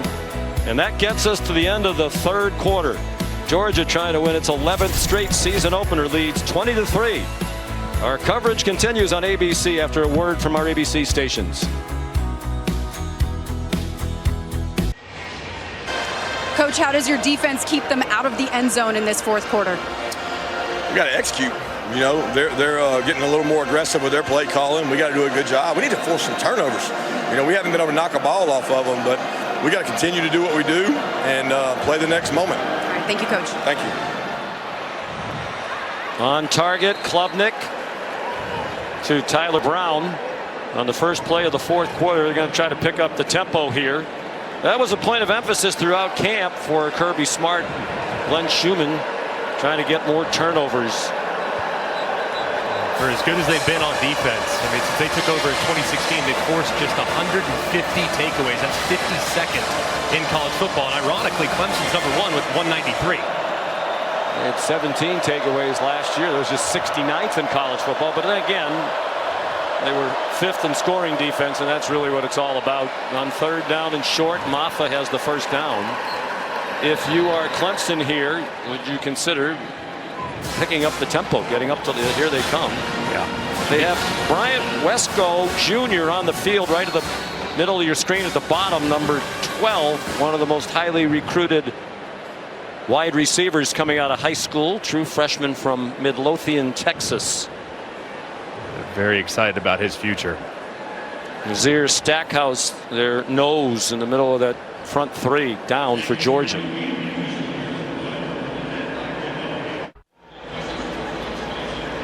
Today's aerial coverage provided by Goodyear, road tested and game ready. Are you ready for the road? Goodyear, more driven. Mercedes-Benz Stadium opened in 2017. The 11th time Georgia has played in here, and they're hoping that they'll play here several more times here. SEC championship game is here again. A college football playoff quarterfinal with the expanded field of 12 will be played here. Chick-fil-A Peach Bowl, and the national championship game will be here. Klubnik in trouble. Looked like he was down before he threw it away. Pressure from Jalen Walker, their leading sack man from a year ago, with 5.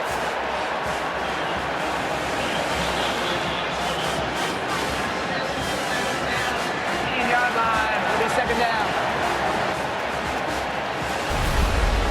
Klubnik just too slow to react as Walker was coming around the side. Let's see. Looked like the left knee was down before he released it, and there it is. Ball clearly still in the hand. Left knee down, and a good call by the official. First Georgia sack. It goes to Walker, junior from Salisbury, North Carolina. They think is going to have a huge season. Klubnik, high throw through the hands of Cole Turner. The attendance here today, 78,827. Well past the listed capacity as the Aflac kickoff record. TJ Moore on the field now, the other, along with Wesco, highly touted incoming freshman wide receiver. Where's number 1? He's to the top of the screen on third down and 22.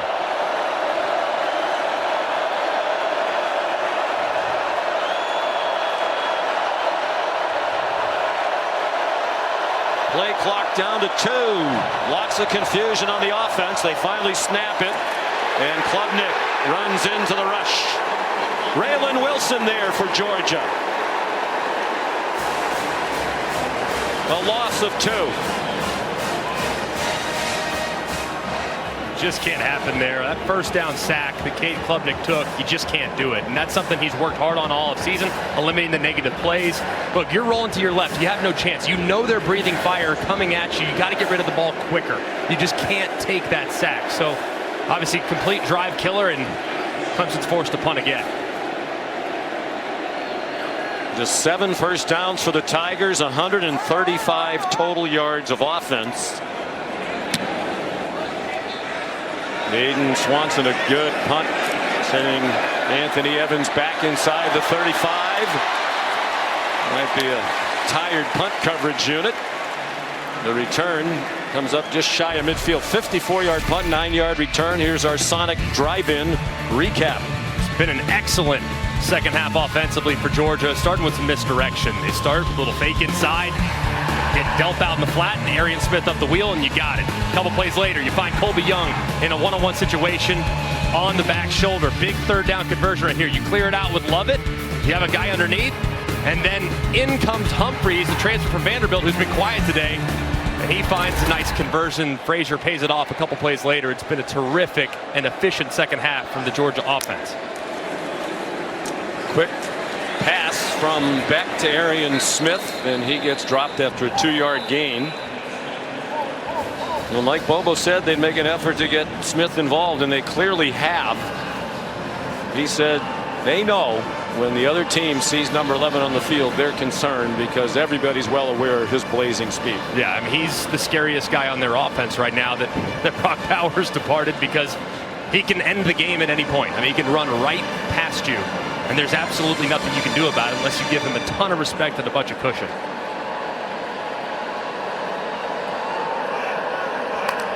Branson Robinson in at running back. They faked it to him. Beck on target. First down. Arian Smith again with Jaden Lucas in coverage for Clemson. An 11-yard gain. And this is what scares you to death. I mean, you think he's going to run right past you, so you know you have to give it a ton of respect like Jaden Lucas does. He's 12, 15 yards deep, and then boom, he slams on the brakes, comes right back down his stem, creating separation from the defender. It's perfectly thrown by Carson Beck with great time and anticipation, and it's really uncoverable when you have that kind of speed. Working with the new center today is Beck after a terrific career by Cedric Van Pran. Jared Wilson is the only new starter. I thought it was interesting what Carson Beck said to us. He said, you know, last year I was the new starter. Cedric Van Pran was very experienced. He helped me a lot. He said, I realized this year with my experience I might have to help our new center, Jared Wilson, and Wilson's acquitted himself nicely today. Yeah, he really has. I mean, Kirby raved about his athleticism and the fact that he's always been a great player. The problem is he could really only play center at a high level, and he happened to have an All-American in front of him. So it's not like he hasn't played because he isn't good. He just had great players in front of him. Not that dissimilar to Carson Beck. And Pran, drafted by Buffalo in the 5th round, the last draft. There's some pressure. Beck gets it off, and it's incomplete. Intended for Colby Young, with Avion Terrell in coverage for Clemson.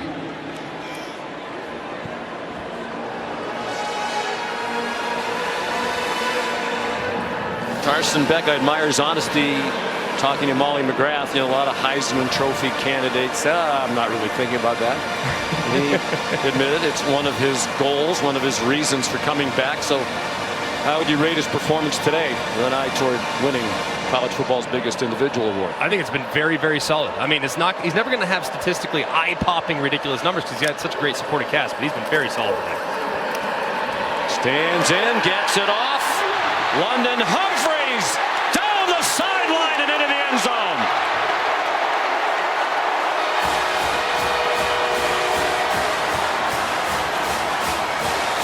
Well, he's only caught 2 today, but they've both been big. A 23-yarder earlier, and this is a 40-yard touchdown. And Humphreys on the shallow cross uses the umpire as a little bit of a pick right there.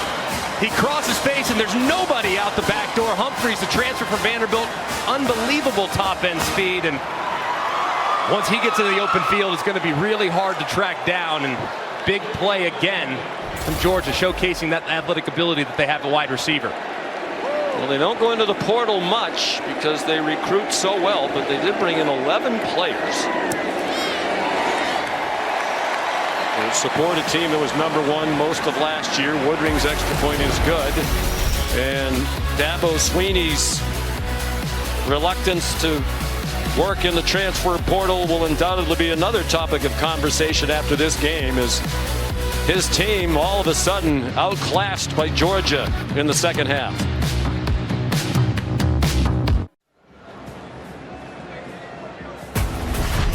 The Aflac kickoff game is brought to you by Aflac. Get help with expenses health insurance doesn't cover. And Tums Gummy Bites. Get fast relief of occasional heartburn. Use as directed. Georgia trying to win its 40th straight regular season game. It seems the Dogs are well on the way to doing that. Leading 27-3 with just under 10 minutes to go here in the Aflac kickoff game from Atlanta. Phil Moffitt back for the Peyton Woodring kickoff. It's another touchback. Here's Kevin. Sean, time now for our All-State check-in. Good one in Nashville over on ESPN. Virginia Tech down 17-0 at one point here. Boog Kyron Drones, the Bayshore Tootin', yeah! Really good job of holding that ball and allowing the back to uncover to the last minute, Kev. We're tied at 20 apiece early in the fourth quarter. Sean, back to you. Oh, before that, coming up in less than an hour here on ABC, we've got a great matchup in the Swamp. Cam Ward making his Miami University debut for the Canes, taking on the Gators. All right, Kevin, thank you. We said something very interesting when Kevin threw it back to us for the first time. Hit the editing room floor. Cade Klubnik on target. First down to Tyler Brown. Here's Molly. Well, Sean, Georgia D lineman Michael Williams is back in their locker room for further evaluation. Remember, he previously suffered a left ankle injury late in the third quarter. He was favoring that left leg when he walked back to the locker room. He's not on their sideline right now, I'm told. He's out for now. All right, Molly, thank you. Klubnik lets it go deep, and it is intercepted by the All-American Malachi Starks.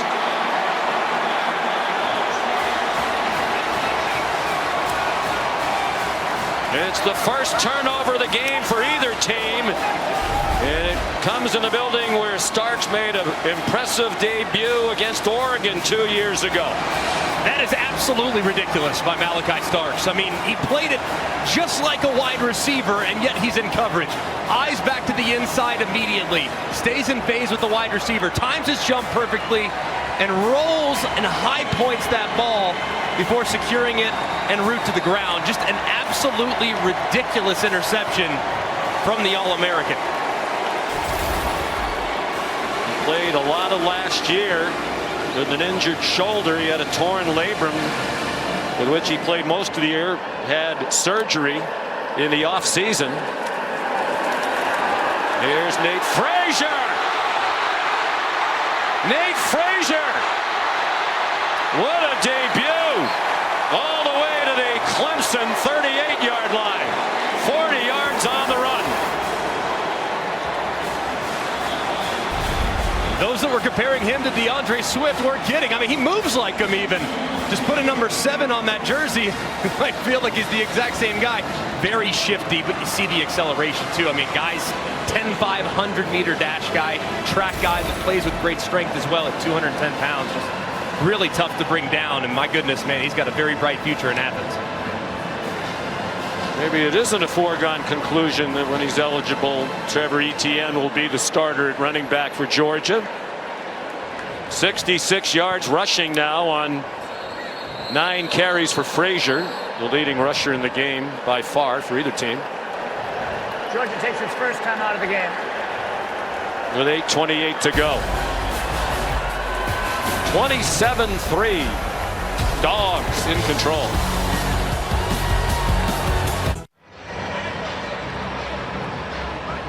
Georgia on its way to its 40th straight win in the regular season. That does not include conference championship games.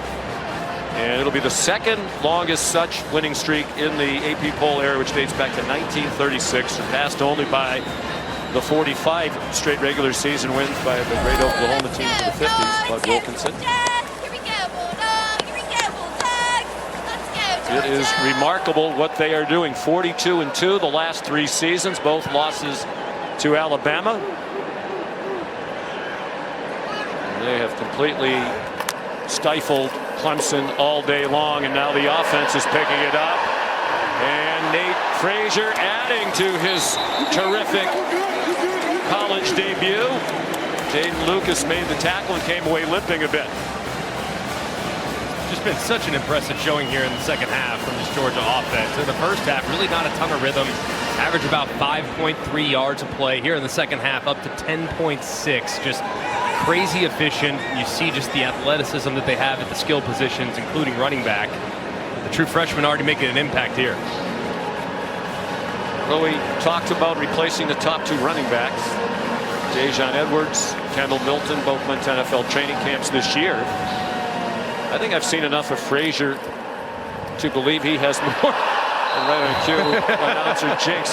He has more, physical talent and skills. Yeah. More speed. More the things you're looking. They were very good college players. Don't get me wrong. Great players. But this guy looks like he has star potential. No doubt. I mean, this guy's just got a different level of juice. I mean, you see him, and when he moves, he's moving faster or quicker than just about everybody else. Too fast for his own good. Yes, there. the turf monster did get him there. The old 20-yard line. That one's always a little higher than the rest, but you can tell he just has that big play potential that he just didn't have at running back last year. And if he stayed on his feet, those numbers were going to be up significantly because he had some running room. Down goes Frazier. It took a long time to get that cliche in.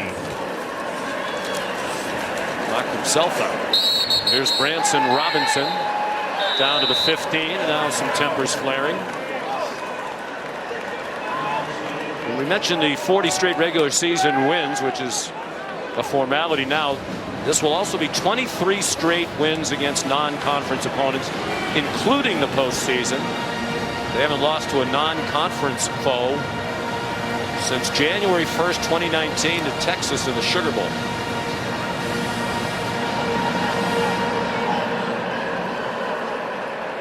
Cash Jones, the running back now. Carson Beck went under center. Jones bounces it outside, delivers a stiff arm, stumble toward the pylon. Touchdown.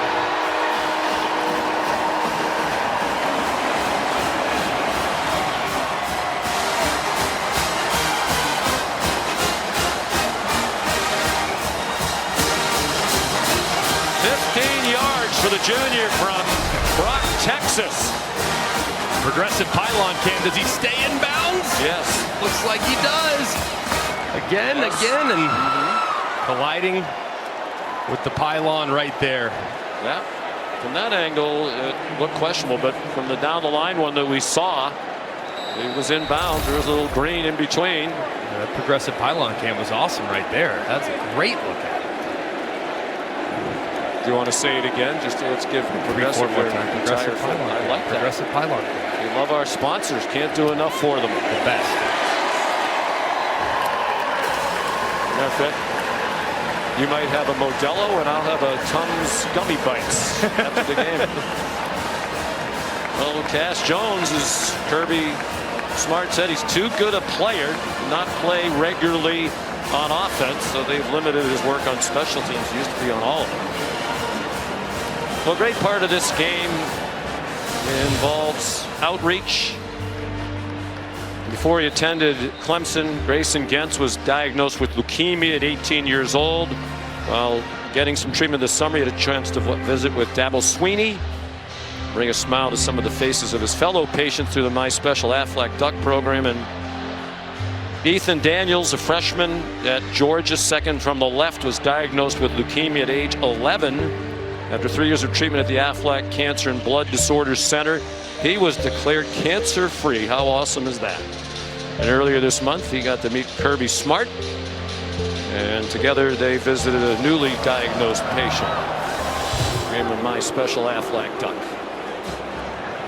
A lot of great things being done in the name of charity associated to college football.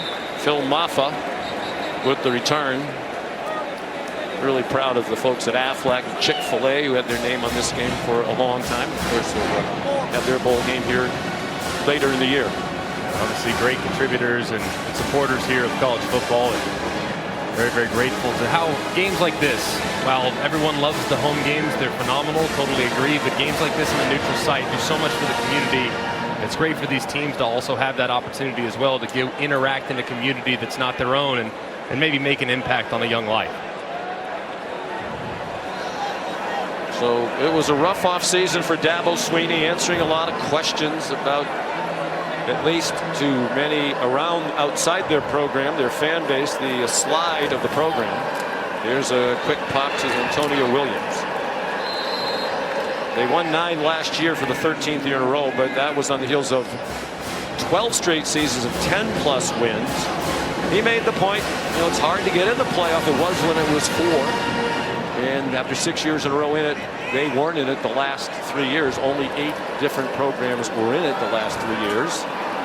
to his point, out of 134.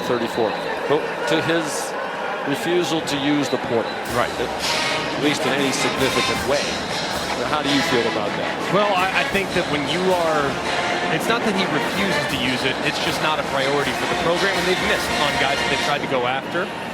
But I think when you basically shun the portal, you're going to have a lot of peaks, and you're going to have a couple valleys as well, because the portal can be used as kind of a band-aid to a possible vulnerability. If you have a problem or a hole at safety, a hole at left guard, or a hole at your wide receiver spot, then you go and get a guy out of the portal, and he just hasn't been willing to do that, instead of choosing to develop, and it's, I think, cost him a little bit the last 2 years. No starts since the portal started from a transfer out of the portal.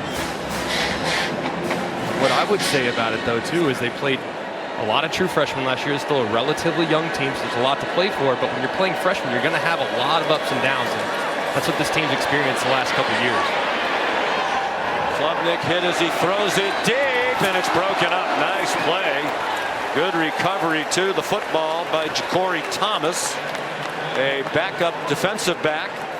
Good coverage on Tyler Brown. Opportunity downfield here. He had Tyler Brown for a minute, just couldn't quite get it out there in time, but he took a big shot as he was releasing the football by Damon Wilson. Klubnik's taking some big hits today. Just got to continue to speed up that process with some of his decisions that he's making. Well, it's a tough way to open against the #1 team in the country, a team that's great on defense year after year after year. And several will-be draft picks again. That's up for grabs for Cole Turner, and all kinds of flags fly. We mentioned the recruiting for Georgia. Here's Ellis Robinson IV out of New Haven, Connecticut, in IMG Academy in Florida. Defense, #1. 15-yard penalty, automatic, first half. 5-star recruit, and many recruiting services had him rated the #1 overall recruit at any position in the country, and he's at Georgia. Yeah, and just a clear pass interference on the underthrown deep ball. He's going to have a very bright future. They're thrilled to have both him and KJ Bolden in the back end. Some young guys that they'll kind of factor in, continue to give more and more playing time as they get their confidence and comfort level within the defense up. Penalty assessed from the line of scrimmage. They're at the 44-yard line. 4:20 to go.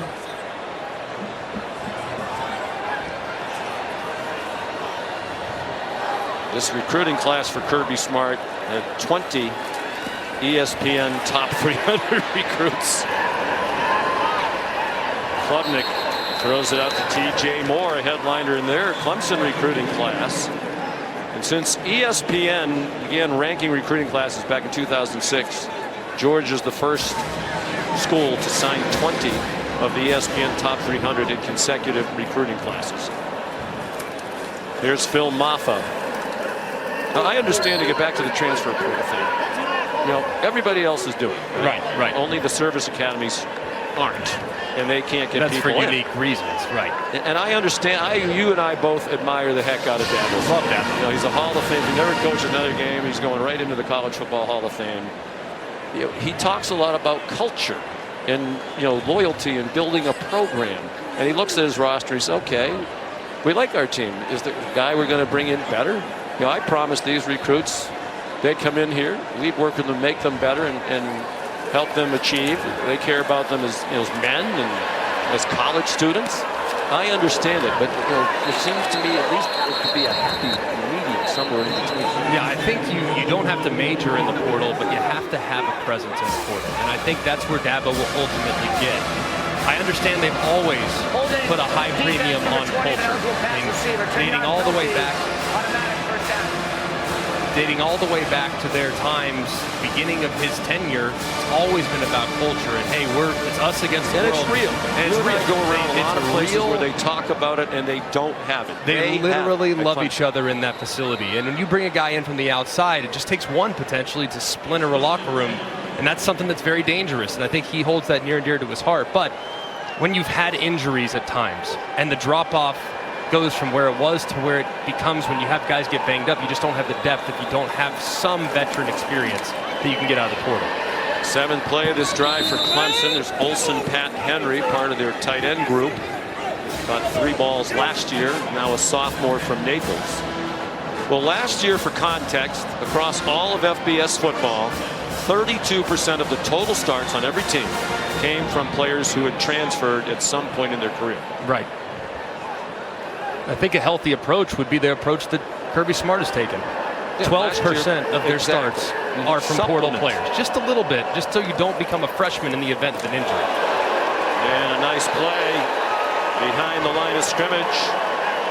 Justin Williams, the freshman, getting an opportunity to play here late. And Georgia has culture too. No question. I was so impressed watching, and it was hard to watch the tape of last year's Capital One Orange Bowl again, because it was such an annihilation, and Florida State was such a no-show, literally. A lot of their players just didn't show up. You know, but Georgia could have done the same thing. You know what? We were going for a three-peat. We lost 1 game. We're #1 all year. We didn't get into the playoff. We're going to sulk.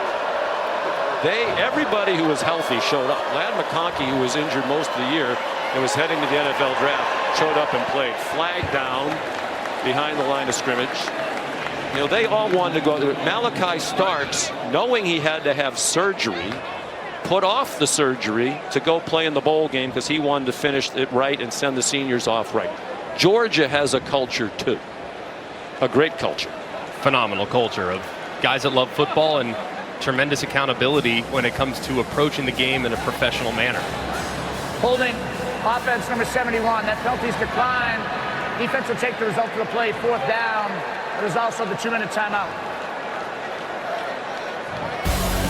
34-3, Georgia leading in Atlanta.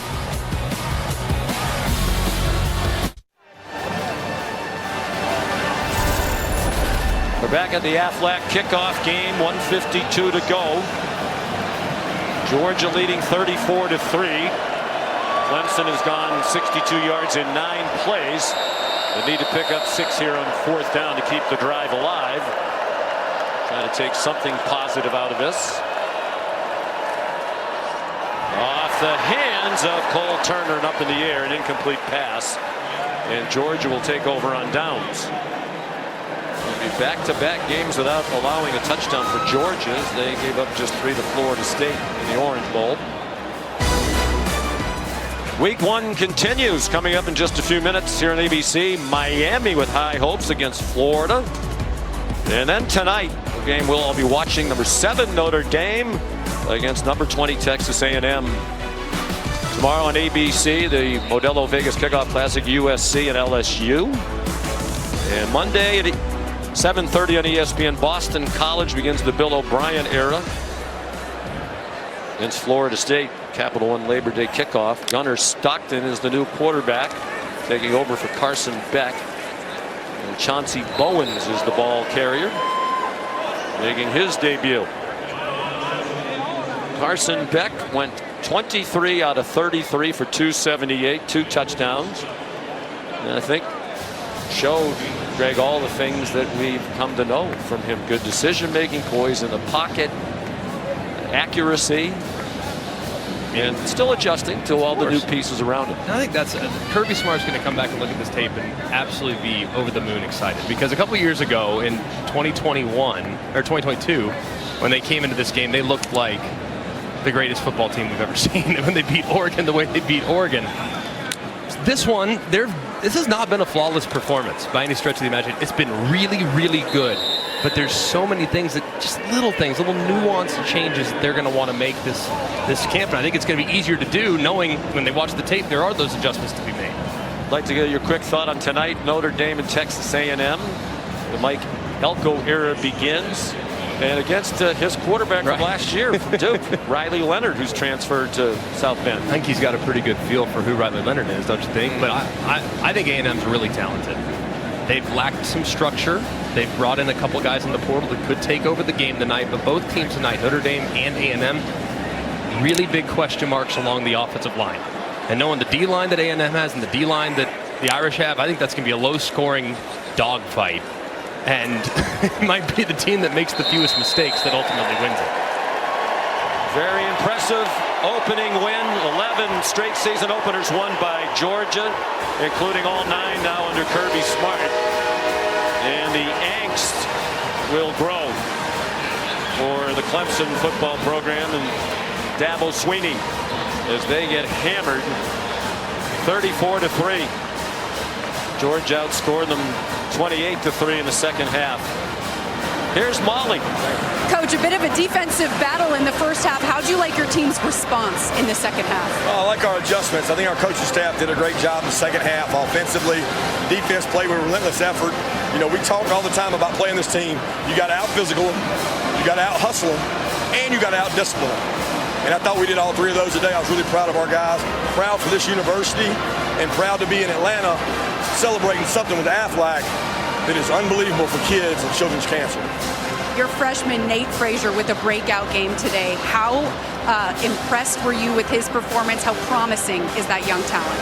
Well, he's got a long way to go. You know, we're not ready to anoint anybody or say anything great. He had some really good blocking in front of him. He did a tremendous job. He's got to continue to work to get better so that we can trust him and put him in other things. And we've got other backs that are really good players too. Cash Jones had the pickup of the day on a blitz pickup, and nobody's talking about that. That kid's been in our program for 4 or 5 years picking people up on a blitz, and it mattered today. All right, let's get some more love for Cash Jones. Also, you wanted some more takeaways. You said before the fourth quarter, we need more takeaways. Malachi Starks delivered. How special is he? Yeah, that play he made was elite. I mean, I didn't think he could get there, and he found a way to contort his body and go up and get a ball. Unbelievable ball skills. Reminds me of Champ when Champ played, and just a great person. 40th straight regular season win. What does it take to have this kind of consistency, Coach? Win the next one. All right, sounds good. Thank you, Coach. Congrats on the win. Go Dogs. He's remarkably consistent. You know, Molly asked, as usual, the right question about Nate Frazier. He had a huge day, but certainly didn't expect Kirby to say he's the next Herschel Walker. You know, he's going to make sure that maybe better. You know, Herschel, but faster, right? That's what he should have said. No one's getting a big head. Unless you're Malachi Starks, then he doesn't have to worry about he's going to react to success. It's still the best program in college football until somebody else can prove otherwise. 34-3 the final over Clemson. Let's send you back to the studio.